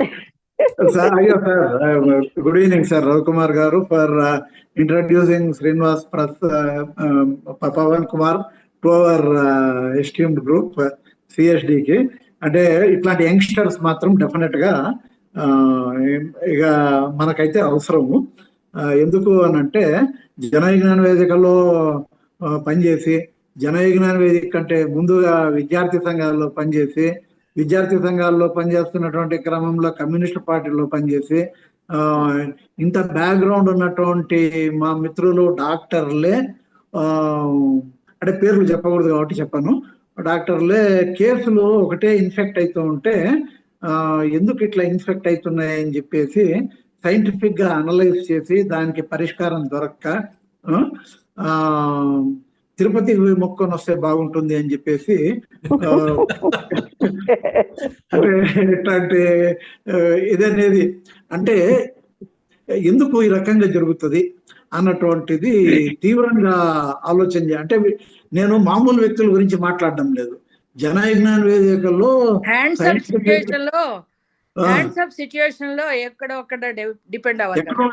ఎక్కడో చోట వీక్నెస్ లు అవి ఇవన్నీ కూడా ఉంటాయి. సరే, వేరే డాక్టర్ల గురించి మిగతా వాళ్ళ గురించి మాట్లాడడమే కాదు, నాకు కూడా ఏదో ఒక టైంలో భగవంతుడు ఉంటే బాగుండు అని అనిపించింది. అంటే భగవంతుడు ఉంటే బాగుండు అని అనిపించి ఆ డైరెక్షన్ లో ప్రయాణం చేయడానికి ప్రయత్నం చేసినాను. అంటే నాకున్న ఏదేమనంటే సైంటిఫిక్ టెంపర్మెంట్ ఏమనంటే through scientific temperament I should find God అనేది. మళ్ళా నేను సైన్స్ నో అని చెప్పను. అట్ ద సేమ్ టైం ఈ సైన్స్ పరిధిలోనే నాకు దేవుడు కూడా ఉంటే బాగుండు, రెండు సరే. దాని తర్వాత ఇది రెండు కూడా అడ్జస్ట్ కావడానికి నాకు కొంత టైం అన్నటువంటిది పట్టింది. అయితే ఇప్పుడు ప్రపంచవ్యాప్తంగా ఈ రకమైనటువంటి సైంటిఫిక్ టెంపర్మెంట్, సైంటిఫిక్ థింకింగ్ 51వ అధికరణం మన కాన్స్టిట్యూషన్ ప్రకారము దాన్ని పెంచి పోషించడము, శాస్త్రీయ దృక్పథాన్ని ప్రచారం చేయడము, భారతదేశంలో ఉన్నటువంటి పౌరులుగా విధిగా అది మనందరి బాధ్యత అన్నటువంటిది కాన్స్టిట్యూషన్. మనం చాలా కాన్స్టిట్యూషన్లు చూసి మనం దాన్ని రాసుకున్నాము. అదే ప్రకారం ఇప్పుడు ప్రపంచవ్యాప్తంగా లోపిస్తున్నటువంటిది ఏంటనంటే ఈ సైంటిఫిక్ టెంపర్మెంట్ అన్నటువంటి క్వాలిటీ లోపించింది. ఈ లోపించినటువంటిది ప్రప్రథమంగా మనం చెప్పుకోవాల్సినటువంటి ప్రముఖమైనటువంటి వ్యక్తి డొనాల్డ్ ట్రంప్ గారు. డొనాల్డ్ ట్రంప్ గారికి ఈ సైంటిఫిక్ టెంపర్మెంట్ అన్నటువంటిది లోపించడం వల్ల హార్వర్డ్, కొలంబియా ఇట్లాంటి యూనివర్సిటీల్లో విద్యార్థులందరూ కూడా స్వేచ్ఛగా ఆలోచన చేస్తున్నారు. ఆ స్వేచ్ఛగా ఆలోచన చేయడంలో భాగంగా వాళ్ళు ఒకానొక సందర్భంలో ఇజ్రాయెల్కు వ్యతిరేకంగా, పాలస్తీనాకు అనుకూలంగా నినాదాలు ఇచ్చినారు. వాళ్ళకు గ్రాంట్స్ అన్ని ఆపేయాలా, ఈ రకమైనటువంటి ఆలోచనలు రావడానికి కారణము డొనాల్డ్ ట్రంప్ కు టెంపర్మెంట్ అన్నటువంటిది తగ్గడము, ప్రశ్నించడము, ఎవరన్నా ప్రశ్నించడము అన్నటువంటిది నచ్చకపోవడము. కాబట్టి సైంటిఫిక్ టెంపర్మెంట్ కు the corner stone of scientific temperament is humility. Humility is mother of all virtues. ఆ హ్యూమిలిటీ అన్నటువంటిది లోపించినప్పుడు ఆటోమేటిక్ గా వాళ్ళకు టెంపర్మెంట్ అన్నటువంటిది పోతుంది, విషయాలు తెలుసుకోవడం అన్నటువంటి అవకాశం అన్నటువంటిది ఉండదు. నాకు అద్భుతంగా నచ్చినటువంటి ఒక్క కార్ల్ సాగన్ సంబంధించినటువంటి ఒక స్టేట్మెంట్ ఏమనంటే, ఇది నేను రిపీటెడ్ గా నేను దీన్ని చదువుతూ ఉంటాను. Science is not only compatible with spirituality, it is a profound source of spirituality. Science is a profound source of spirituality. When we recognize our place in an immense of light years and in the passage of ages, when we grasp the intricacy, beauty and subtlety of life, then that soaring feeling, that sense of elation and that humility combined is surely spiritual. So are our emotions in the presence of our great art of music and literature, or of acts of exemplary selfless courage such as those of Mahatma Gandhi or Martin Luther King. The notion that science and spirituality are somehow mutually exclusive does a disservice to both. The notion that science and spirituality are somehow mutually exclusive does a disservice to both. అంటే science కు స్పిరిచువాలిటీకి ఉన్నటువంటి అద్భుతమైనటువంటి link అన్నటువంటిది curl Sagan గారు చాలా చక్కగా ఆయన explain చేసినారు అనేసి అనుకుంటూ, ఈ స్పిరిచువాలిటీ అన్నటువంటి దాన్ని కూడా నేను స్టడీ చేయడం అన్నటువంటిది మొదలుపెట్టి ఈ స్పిరిచువల్ గురూస్ వీళ్ళందరూ కూడా ఏం చెప్తున్నారు అన్నటువంటిది కూడా వినడం అన్నటువంటిది సంభవించింది. ఫైనల్ గా గాంధీ ఒక 3-4 పేర్లు సైంటిఫిక్ టెంపర్మెంట్ అత్యధిక స్థాయిలో ఉన్నటువంటి వ్యక్తుల పేర్లు చెప్పమంటే మాత్రము నేను గాంధీజీ పేరు ఖచ్చితంగా చెప్పాల్సి వస్తుంది.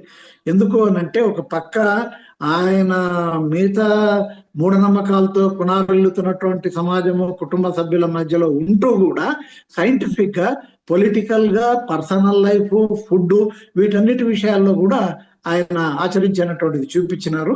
ఎవరికి కూడా దానికి సంబంధించి ఉపదేశాలు. మొన్న ఒక గురువు ఆయన వంకాయలు తినొద్దని చెప్పేసి ఆయన చాలా మందికి ఉపదేశం అన్నటువంటిది ఇచ్చినాడు. హౌ కెన్ ఈ సబ్స్టెన్షియేట్ హిస్ స్టేట్మెంట్? అది ఏమనంటే నాకేమనిపించింది అని అంటే, these people are not truthful to them self. They want to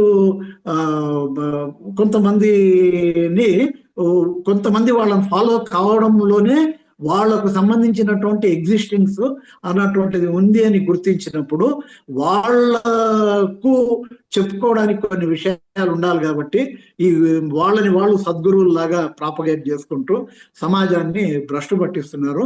వీళ్ళందరి నుంచి సమాజాన్ని కాపాడాల్సినటువంటి బాధ్యత యంగ్ జనరేషన్ లాంటి శ్రీనివాస్, పవన్ కుమార్ లాంటి వ్యక్తుల మీద ఉంది అన్నటువంటి విషయాన్ని ఈ సందర్భంగా గుర్తు చేస్తూ థ్యాంక్ యూ.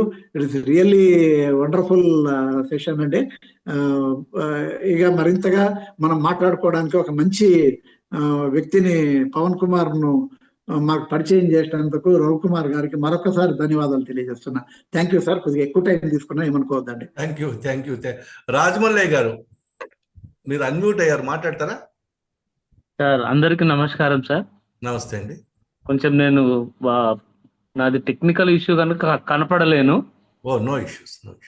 సో నిజానికి యంగ్స్టర్ డాక్టర్ గారికి చాలా చాలా కృతజ్ఞతాభివందనాలు చెప్పుకుంటున్నాను నేను. ఎందుకంటే నేను మొదటి నుంచి కూడా ఆర్ట్స్ స్టూడెంట్ని సార్. ఆర్ట్స్ టీచర్గానే రిటైర్ అయ్యాను. కాకపోతే ఈ సైంటిఫిక్ టెంపర్ మీద నేను కూడా చాలా నేర్చుకున్నాను ఇవాళ. ప్రధానంగా చూసినట్లయితే మేము చెప్తుంటాము ప్రయోగాలకు నిలబడేది సైన్స్ అని మాత్రం చెప్తుంటాం మేము. సో ఈయన అనేక ఎగ్జాంపుల్స్ ఇచ్చుకుంటూ పిల్లలకి ఎవరైనా పిల్లలు కనుక విన్నట్లయితే ఒక ఇన్స్పిరేషన్ గా ఉన్నటువంటి సందేశాన్ని ఇచ్చారు. ప్రధానంగా ఈ ప్రిడిక్షన్ సైకిల్ మీద చాలా బాగా మాట్లాడారు. అట్లాగే ఏఐ వచ్చినట్లయితే నౌకర్లు పోతాయి అనేటువంటి డిప్రెషన్లో ఎవరైనా వెళ్తుంటే వాళ్ళకు కూడా మంచి ఒక బూస్టింగ్ లాగా ఉండేటువంటి సమాచారాన్ని సార్ అందించడం జరిగింది. సో ఈ సైంటిఫిక్ టెంపర్ కనుక లేకపోయినట్లయితే ఏం జరుగుతుంది అనేటువంటి అంశాలను కూడా ఈ డైలాగ్ ద్వారా, మనం చేస్తున్నటువంటి సోషల్ డైలాగ్ ద్వారా వస్తే దాన్ని కొంత విస్తృతపరిచినట్లయితే ఉపయోగం ఉంటుందని నేను అనుకుంటూ, ప్రధానంగా చూసినట్లయితే సార్ ఇవాళ మేము పాఠశాల నుంచి వచ్చాం కనుక పాఠ్యాంశాలను చూసినట్లయితే పిల్లల్ని కన్ఫ్యూజ్ చేసేటువంటి పాఠ్యాంశాలు చాలా ఉన్నాయి. ప్రధానంగా సూర్యుడు దేవుడు అని తెలుగు మాస్టర్ చెప్తుంటా అంటాడు. సూర్యుడు ఒక నక్షత్రం అని చెప్పి సోషల్ సార్ చెప్తుంటా అంటాడు. సూర్యుడు మండుచున్న వాయుగోళం అని చెప్తుంటా అంటారు. సో ఇట్లా ఒక కన్ఫ్యూజన్ లో పెట్టేది కాకుండా ఆ నిజానికి ఆ మండుతున్న వాయుగోళము లేదా నక్షత్రం అని చెప్పినట్లయితే వాడికి అన్నిట్లో కూడా అదే ఉంటే బాగుంటుంది. సో ఇట్లా రేషనల్ థింకింగ్ కోసం మనం ప్రయత్నం చేసినట్లయితే చాలా బాగుంటుంది అని చెప్పుకుంటూ, ఈ మధ్య కాలంలో వార్తాపత్రికల్లో చూశాను సార్, మనకు అన్ని కూడా రామాయణం, భారతం, వేదాలలో అన్ని ఉన్నాయి అనేటువంటి ఒక ప్రచారం బాగా జరుగుతుంది. దాంట్లో అది రేషనల్ థింకింగ్ కు కొంత అడ్డంకులుగానే ఉంటుంటాయి. వాటి మీద కూడా మనం ఈ సార్ యంగ్స్టర్ కనుక తను ఈ వాట్సాప్ గ్రూపులలో అంటే ఇట్లా మీటింగ్లలో మాత్రమే కాకుండా వార్తాపత్రికల్లో తన అభిప్రాయాలన్నీ కూడా షేర్ చేసినట్లయితే సమాజానికి బాగా మేలు జరుగుతుంది అనేటువంటి ఒక చిన్న సలహా ఇస్తూ నాకు మాట్లాడే అవకాశం ఇచ్చినందుకు ధన్యవాదాలు sir. Thank you very much sir. Mister Prakash.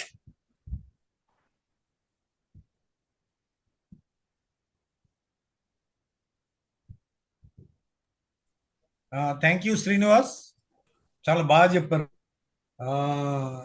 In the name of scientific temper, Dr. Srinivas discussed very serious topics plaguing the society. అంటే నేను అనుకోవటం మీ కళ చాలా ఎక్కువ, అలా ఉండాలి. ఆ కళ కోసం మీరు పర్స్యూ చేస్తూనే ఉండాలి. And I appreciate your courage today because as I told you are taking on a group of high level intellectuals who have more than 60 years of experience behind them, and keep it up. Take on such intellectuals that will improvise your information, your knowledge, and the way of communication. But you exhibited a degree of coolness and maturity which is beyond your age. I appreciate that, and that is a good symbol, good thing to learn for all of us. Thank you. Keep it up. Keep going. Sir ఒక్కటి చివరి closing చెప్పాలనుకుంటున్నాను sir. ఒక్క నిమిషం నేను ఇంకా ఇద్దరు ముగ్గురు ఉన్నారు మాట్లాడవలసిన వాళ్ళు. వాళ్ళు అయిపోతే I will give you a lot you some time for response. Prasuna, మా దగ్గర సిస్టమ్ ఏంటంటే ఉన్న వాళ్ళందరితో మాట్లాడిస్తాం వీలైనంత వరకు. ఎందుకంటే ఇక్కడ ఇక్కడే కదా మాట్లాడుకునేది, మళ్ళీ ఆ తర్వాత ఏముంటుంది మాట్లాడుకో. ప్రసూన ప్లీజ్ అమ్మా.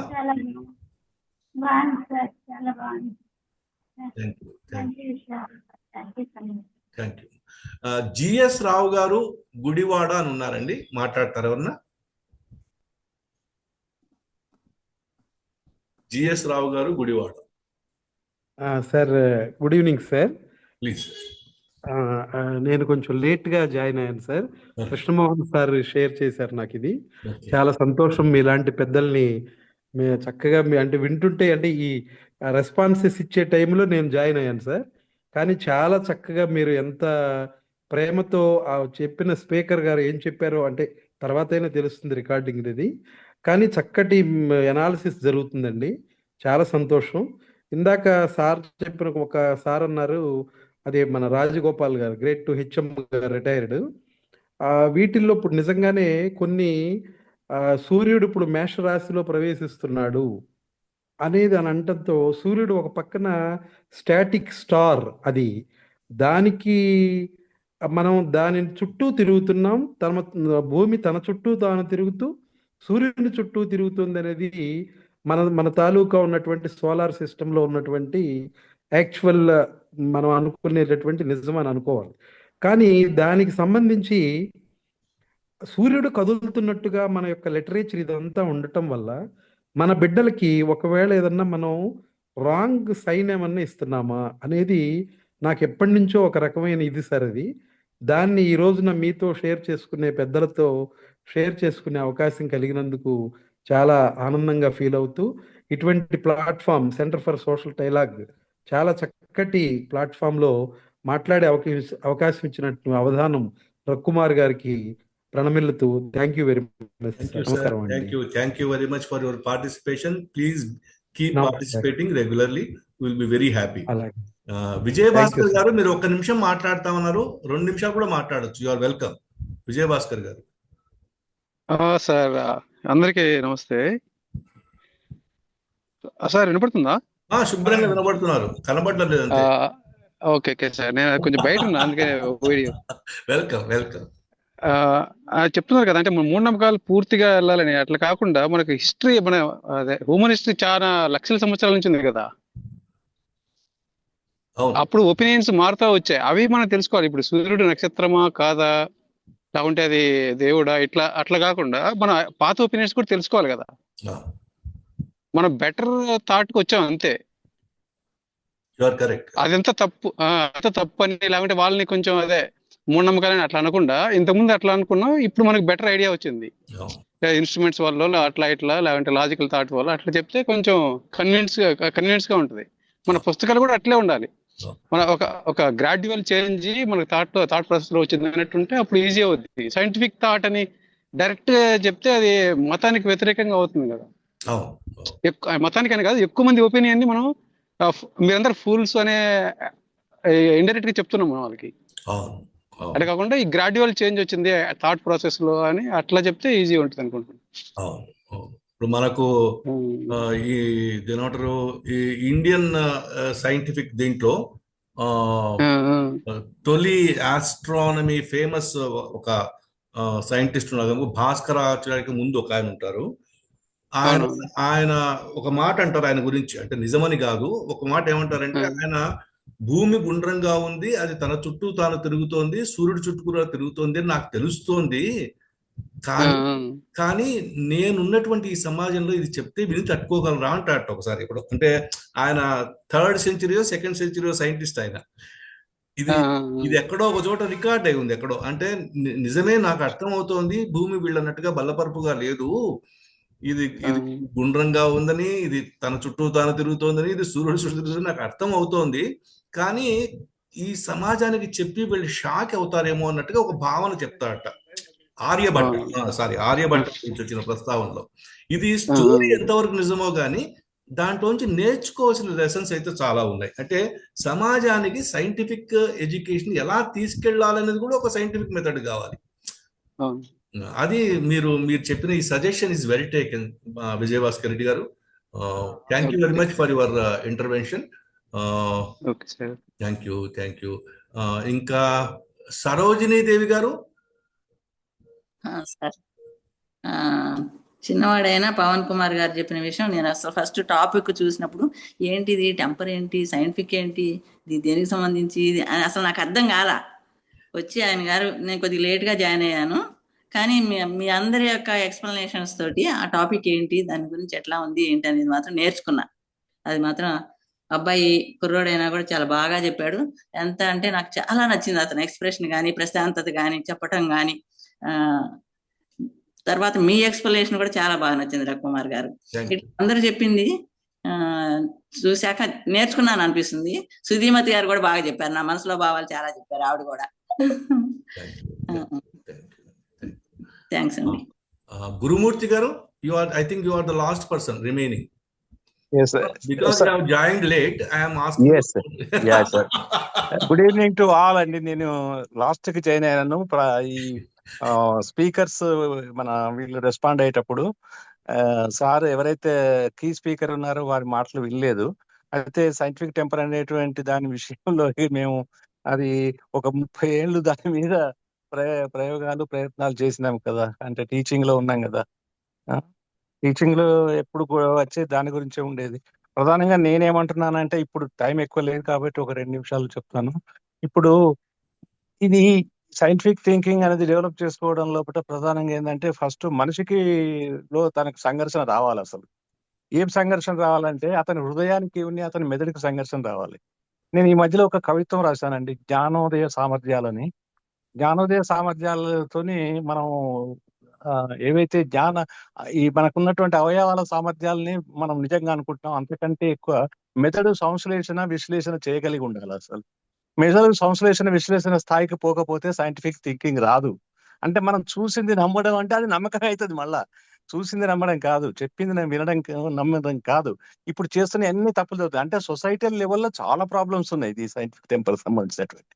అందుకే ఫస్ట్ సంఘర్షణ హ్యూమన్ మైండ్ లో రావాలి. అంటే హ్యూమన్ మైండ్ ఇతర కమ్యూనికేషన్ సిస్టమ్స్ ఈ 5 ఏవైతే ఉన్నాయో జ్ఞానవయాలు, ఇవి ఇచ్చినటువంటి ఇన్ఫర్మేషన్ సరిగ్గా ప్రాసెస్ చేసుకొని తను సంశ్లేషణ విశ్లేషణ చేసుకొని అది నిజమా కాదా అని అవసరమైతే చిన్న ప్రయోగం చేసుకుంటే తెలుసుకుని అట్లా టెంపర్ డెవలప్ చేసుకోవాలి. ఇది ఒక ఇండివిజువల్ లెవెల్లో. అలాగే సొసైటల్ లెవెల్లో చూసినట్టయితే సొసైటీ లెవెల్లో అలా జరగట్లేదు. ఇప్పుడు కారణం ఏంటంటే, సొసైటీ లోపల అందరికి కూడా ఏంటంటే, నీకు సెంటిమెంట్స్ ఒకటి, ఎమోషన్స్ ఒకటి, యాటిట్యూడ్స్, డిఫరెంట్ యాటిట్యూడ్స్, ఈ డైవర్సిటీ, కల్చరల్, ఇవన్నీ ఏవైతే ఉన్నాయో ఇవన్నీ కూడా అడ్డంకులుగా మారుతాయి సైంటిఫిక్ టెంపర్ కి. తప్పకుండా మారుతాయి. ప్రతి దేశంలో, ప్రతి కాలంలో, మనం ఎంత సైంటిఫిక్ యుగంలోకి వెళ్ళినా మళ్ళీ అవి ఉంటూనే ఉంటాయి. అందుకే ఇప్పుడు సైంటిస్టులు కూడా వాళ్ళు చేసిన ఎక్స్పెరిమెంట్స్ మళ్ళీ సక్సెస్ అవుతాయి కాదని మళ్ళా దేవుడి దగ్గరికి వెళ్తున్నారు అంటే కారణం ఇదే అన్నట్టు. తప్పనిసరి వాళ్ళు పెరిగిన పరిస్థితులు అవే కాబట్టి అట్లాగే ఉంటారు. వాటిని దూరం చేసుకోలేరు. ఇది సోషల్ లెవెల్లో అవుతుంది. దీనికి మరి ప్రయత్నాలు ఎలా జరగాలి అని అనుకున్నప్పుడు కార్యకారణ సంబంధం తెలుసుకునేటువంటి స్థాయిని పెంచుకోవాలి ఒకటి, ప్రయోగాలు పెంచుకోవాలి ఒకటి, సైంటిఫిక్ యాటిట్యూడ్ కూడా డెవలప్ చేసుకోవడం అవసరం. అంటే ప్రతిదీ కూడా నమ్మడం కాదు, చూసింది నమ్మడం, వినడం నమ్మడం, మాట్లాడిందే కరెక్ట్ అనుకోవడం, తను మాట్లాడిందే కరెక్ట్ అనుకోవడం, ఇవన్నీ ఉంటాయి కొందరికి. సో ఇవన్నిటిని తగ్గించుకొని తాను 10 మంది చెప్పేది విన్నప్పుడు తన లోపల ఉన్నటువంటి విషయానికి రెండింటికి సంఘర్షణ జరిగి వాస్తవం బయటపడుతుంది ఎప్పుడు కూడా. ఎవరు చెప్పింది ఎవరు నమ్మాల్సిన అవసరం లేదు. దాన్ని తనంతట తాను తెలుసుకునే స్థితికి వచ్చినప్పుడే అతను సైంటిఫిక్ టెంపర్ అనేది డెవలప్ అవుతుంది. అంటే మానవ లోపల ఖచ్చితంగా ఒక సంఘర్షణ స్థాయిలో మెదడు పనిచేసినప్పుడే జరుగుతుంది. మనం మెదడు చాలా తక్కువగా ఉపయోగిస్తున్నాం ఇప్పటికీ కూడా. చాలా వరకు మనం నమ్మకాల మీద వెళ్ళిపోతున్నాం అందరు చెప్పినటువంటి విషయాలు విని. ఎందుకంటే మన సొసైటీ లైఫ్ అట్లా అయిపోయింది. ఎక్కువగా సోషల్ లైఫ్ కి ఎక్కువ ఇంపార్టెన్స్ ఇవ్వడం కూడా ఇది ప్రధాన కారణమే. వైజ్ఞానికంగా ఇవాళ చెప్పడానికి ప్రయత్నం చేస్తే సొల్లు కబురు నువ్వేం చెప్పేది మాకు తెలియదు అని అంటారు. అంటే దీని అర్థం ఏంటంటే సబ్ కాన్షియస్ లో వచ్చేటువంటి థాట్స్ కి ప్రిఫరెన్స్ ఎక్కువ ఇవ్వడం, కాన్షియస్ గా వచ్చేటువంటి థాట్స్ కు ప్రిఫరెన్స్ తక్కువ ఇవ్వడం, ఈ మధ్యలో అంతరాలు మనకు పెరిగిపోతున్నాయి రోజు రోజు. సో దానివల్ల సైంటిఫిక్ టెంపర్ కి ఎప్పుడు ఆటంకాలు ఎక్కువగా ఉంటాయి. వాటిని తగ్గించడం అనేది సొసైటీ లెవెల్లో చాలా కష్టం. కాకపోతే ఇండివిజువల్ లెవెల్లో తప్పనిసరిగా ప్రతి వ్యక్తి ప్రయత్నం చేస్తే మాత్రం సాధ్యం అవుతుంది. సొసైటీ లెవెల్లో చేయాలని అంటే మీరు ఇంతకుముందే ఒక టీచర్ చెప్పారు కదా, తెలుగు టీచర్ ఒక విధంగా చెప్తాడు, జాగ్రఫీ టీచర్ ఒక రకంగా చెప్తాడు, మ్యాథమెటిక్స్ టీచర్ ఒక రకంగా చెప్తారు, సైన్స్ టీచర్ ఒక రకంగా చెప్తారు. ఈ విధంగా తప్పనిసరిగా వీటి మధ్య సంఘర్షణ, వీటి మధ్య సంఘర్షణకి ఎవ్వరు పోరు. ఎక్కడ అవసరం ఉంటే అది మాట్లాడేసి వాళ్ళు వెళ్ళిపోతుంటారు అంతే. కాబట్టి మానవ జీవితం అంతా కూడా సంఘర్షణలమయం. ఇది ఖచ్చితంగా అతను సైంటిఫిక్ థింకింగ్ ని డెవలప్ చేసుకోవాలనే యాటిట్యూడ్ అతను కలిగి ఉంటే, ఆప్టిట్యూడ్ ఉంటే అది నిరంతరం ప్రయత్నం చేస్తే తప్ప అది సైంటిఫిక్ టెంపర్ ఎవరికి రాదు, సైంటిఫిక్ టెంపర్ డెవలప్ కాదు. ఇది నా యొక్క అభిప్రాయం సార్. నాకు ఈ అవకాశం ఇచ్చినందుకు థ్యాంక్స్. నేను వారి వీడియోని వింటాను. నేను విషయం మీద మళ్ళా అవసరమైనప్పుడు నేను కూడా దీన్ని యాడ్ చేయడం జరుగుతుంది. Thank you. హీరా గారు ఉన్నారు. నమస్తే సార్. నమస్తే, ప్లీజ్. నేను గ్రూప్ కి న్యూ మెంబర్ సార్. ప్రసన్న గారు welcome first of all Heeraji, please.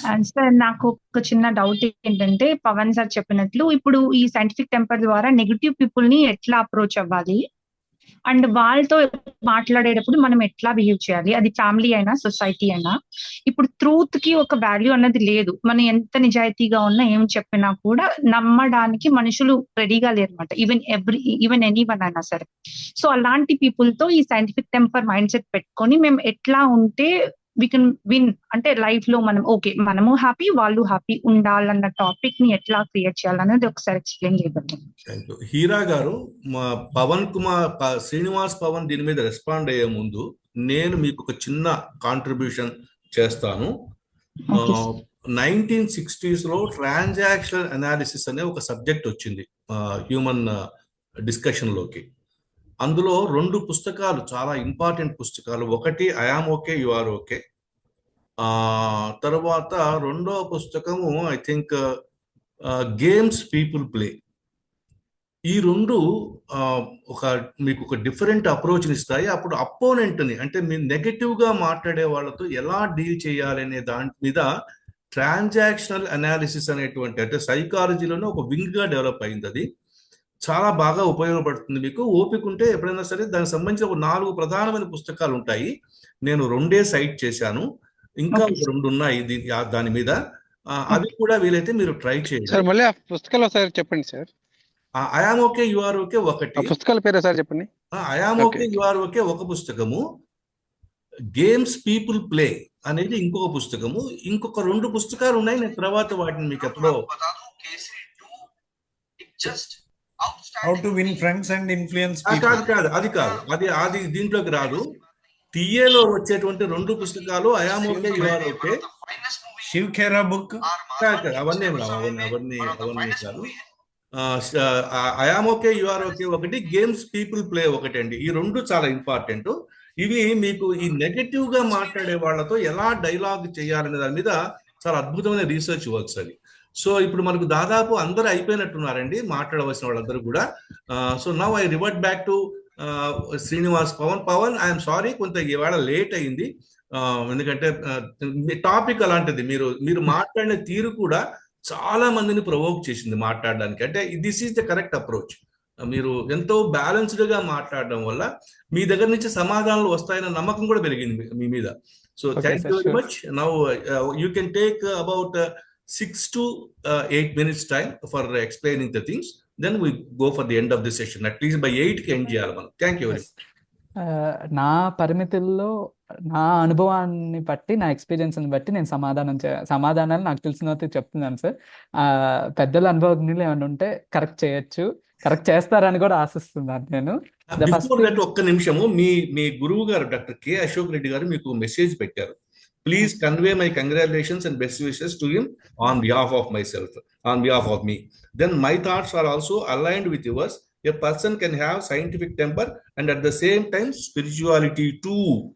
Then he has quoted one book called as Anxious Generation. It is chala important pustakamu, Anxious Generation, whose summary I presented on our CSD platform.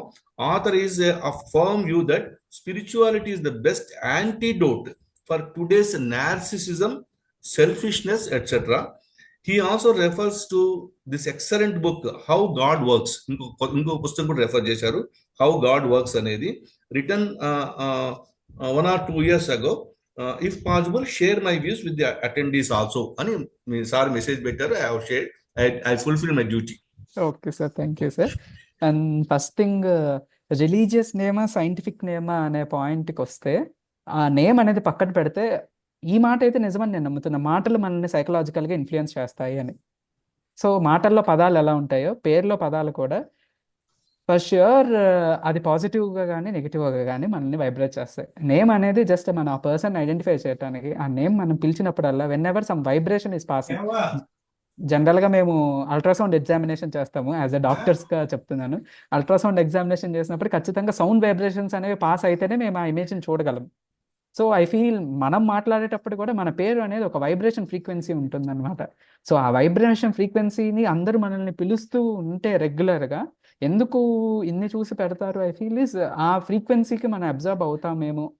That things enriches our frequency, మన brain ఎప్పుడు activate చేస్తూ ఉంటుంది అనేది నా ఉద్దేశం. So మాటలు అనేవి ఎలా ఇన్ఫ్లుయెన్స్ చేస్తాయో మన పేరు అనేది కూడా మన ఆలోచనని, మన ప్రవర్తనని ఇన్ఫ్లుయెన్స్ చేస్తుంది అని నా నమ్మకము. So that is the thing. Either it may be a religious or scientific, everything has originated from the nature. We are a part of nature. ఆ నేచర్కి మనం పెట్టుకున్న పేర్లే మనం పెట్టుకుంటున్నాం రివర్స్. అది ఏదన్నా కానీ, చెట్టు పేరు, పక్షి పేరు, జంతువు పేరు, ఏదైనా కానివ్వండి, వాటికి పెట్టిన పేర్లు మనం పెట్టుకుంటున్నామంటే వాటి లక్షణాలు ఏవో మనం ఇంబైబ్ చేసుకోవాలని అనుకుంటున్నామేమో. ఆ ఉద్దేశంతో మరి మా తల్లిదండ్రులు ఆ పేరు పెట్టారేమో మరి. That's the thing. And next thing is మనం చూసే ఇది, ఫర్ ఎగ్జాంపుల్ ఇప్పటిదాకా జేమ్స్ వెబ్ టెలిస్కోప్ అనేది ఐఆర్ స్పెక్ట్రంలో చూస్తుంది, ఇన్ఫ్రారెడ్ స్పెక్ట్రంలో చూస్తుంది.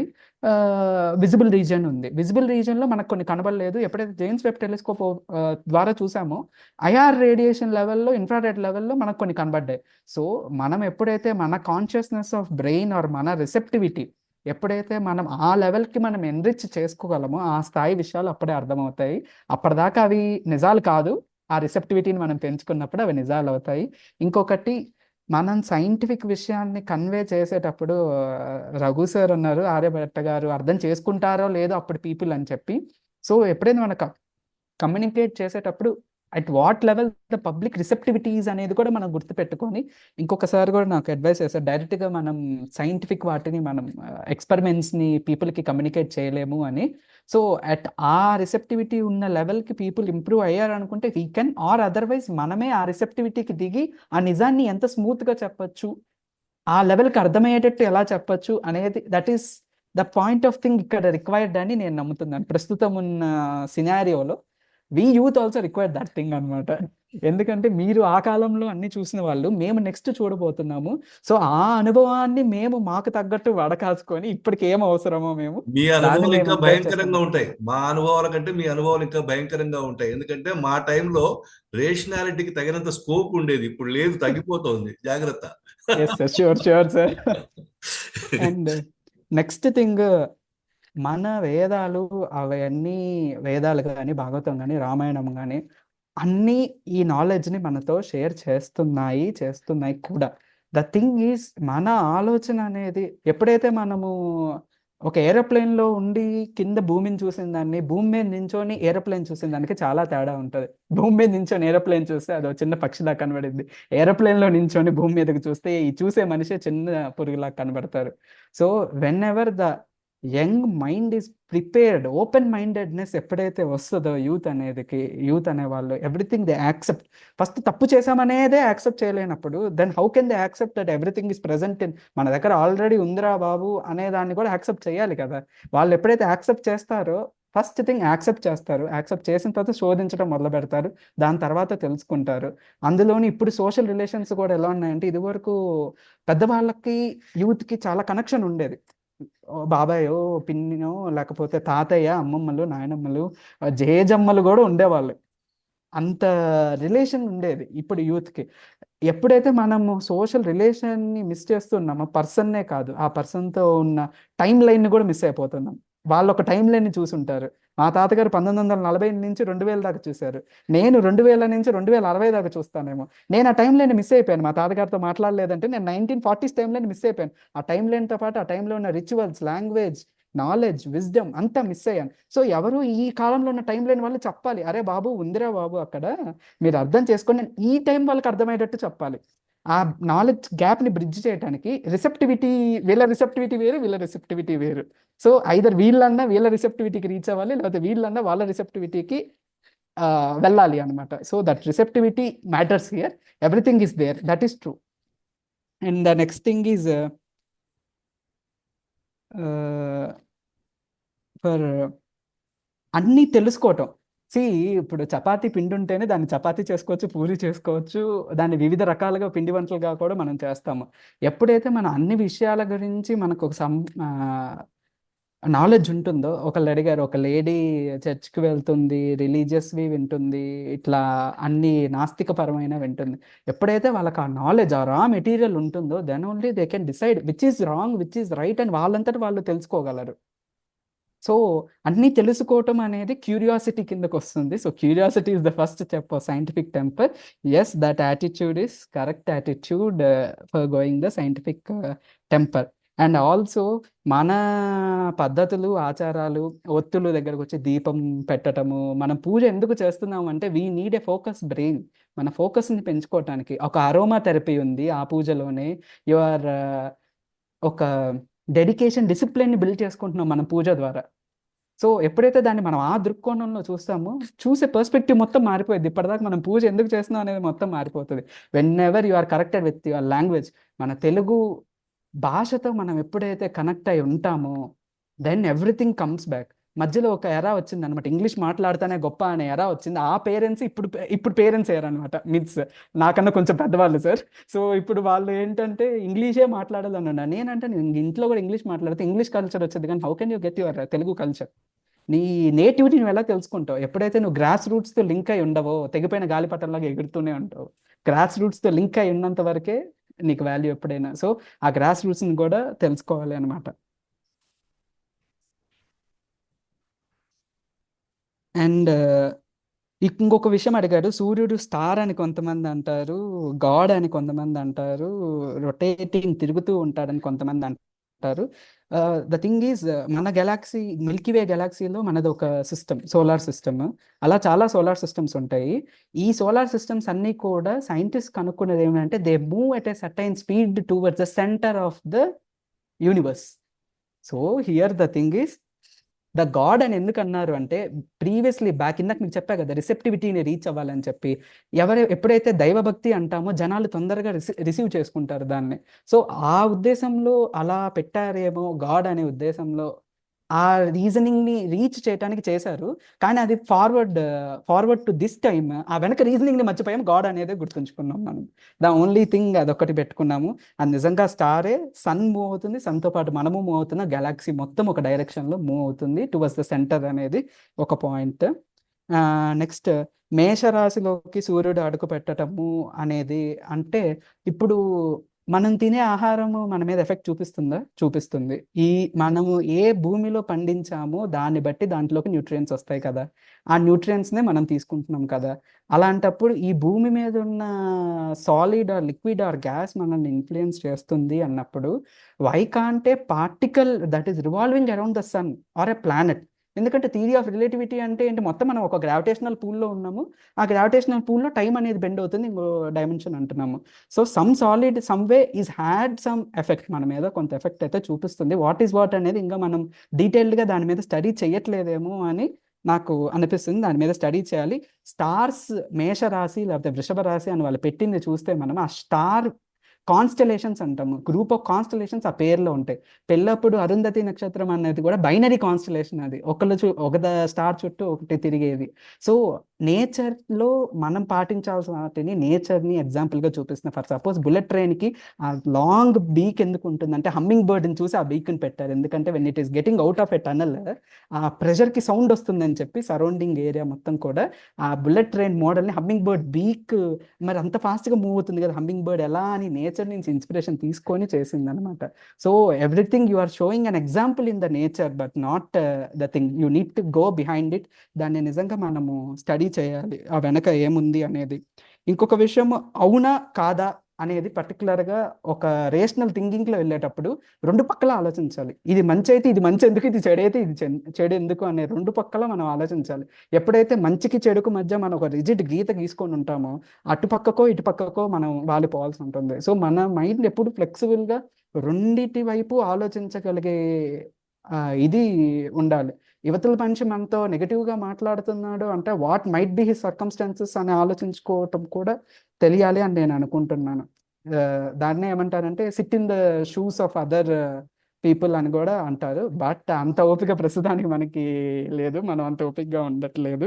ఇంకొక విషయం చెప్పాలనుకున్నాను, మనల్ని అరబిక్ న్యూమరల్స్ అంటారు. జనరల్గా ఏమంటామంటే ఇండియన్ న్యూమరికల్ సిస్టమ్ ఇండియన్స్ కనిపెట్టారు, భారతదేశం వాళ్ళు నెంబర్స్ కనిపెట్టారు అంటారు. భారతదేశం నుంచి ఒక ట్రావెలర్ దాన్ని పర్షియాకి తీసుకెళ్ళాడు అనమాట ఆ నెంబర్స్ని. భారతదేశం నుంచి ఆ పర్షియన్ ట్రావెల్ నుంచి యూరోప్ వాళ్ళకి ఆ నెంబర్స్ పరిచయం అయినాయి.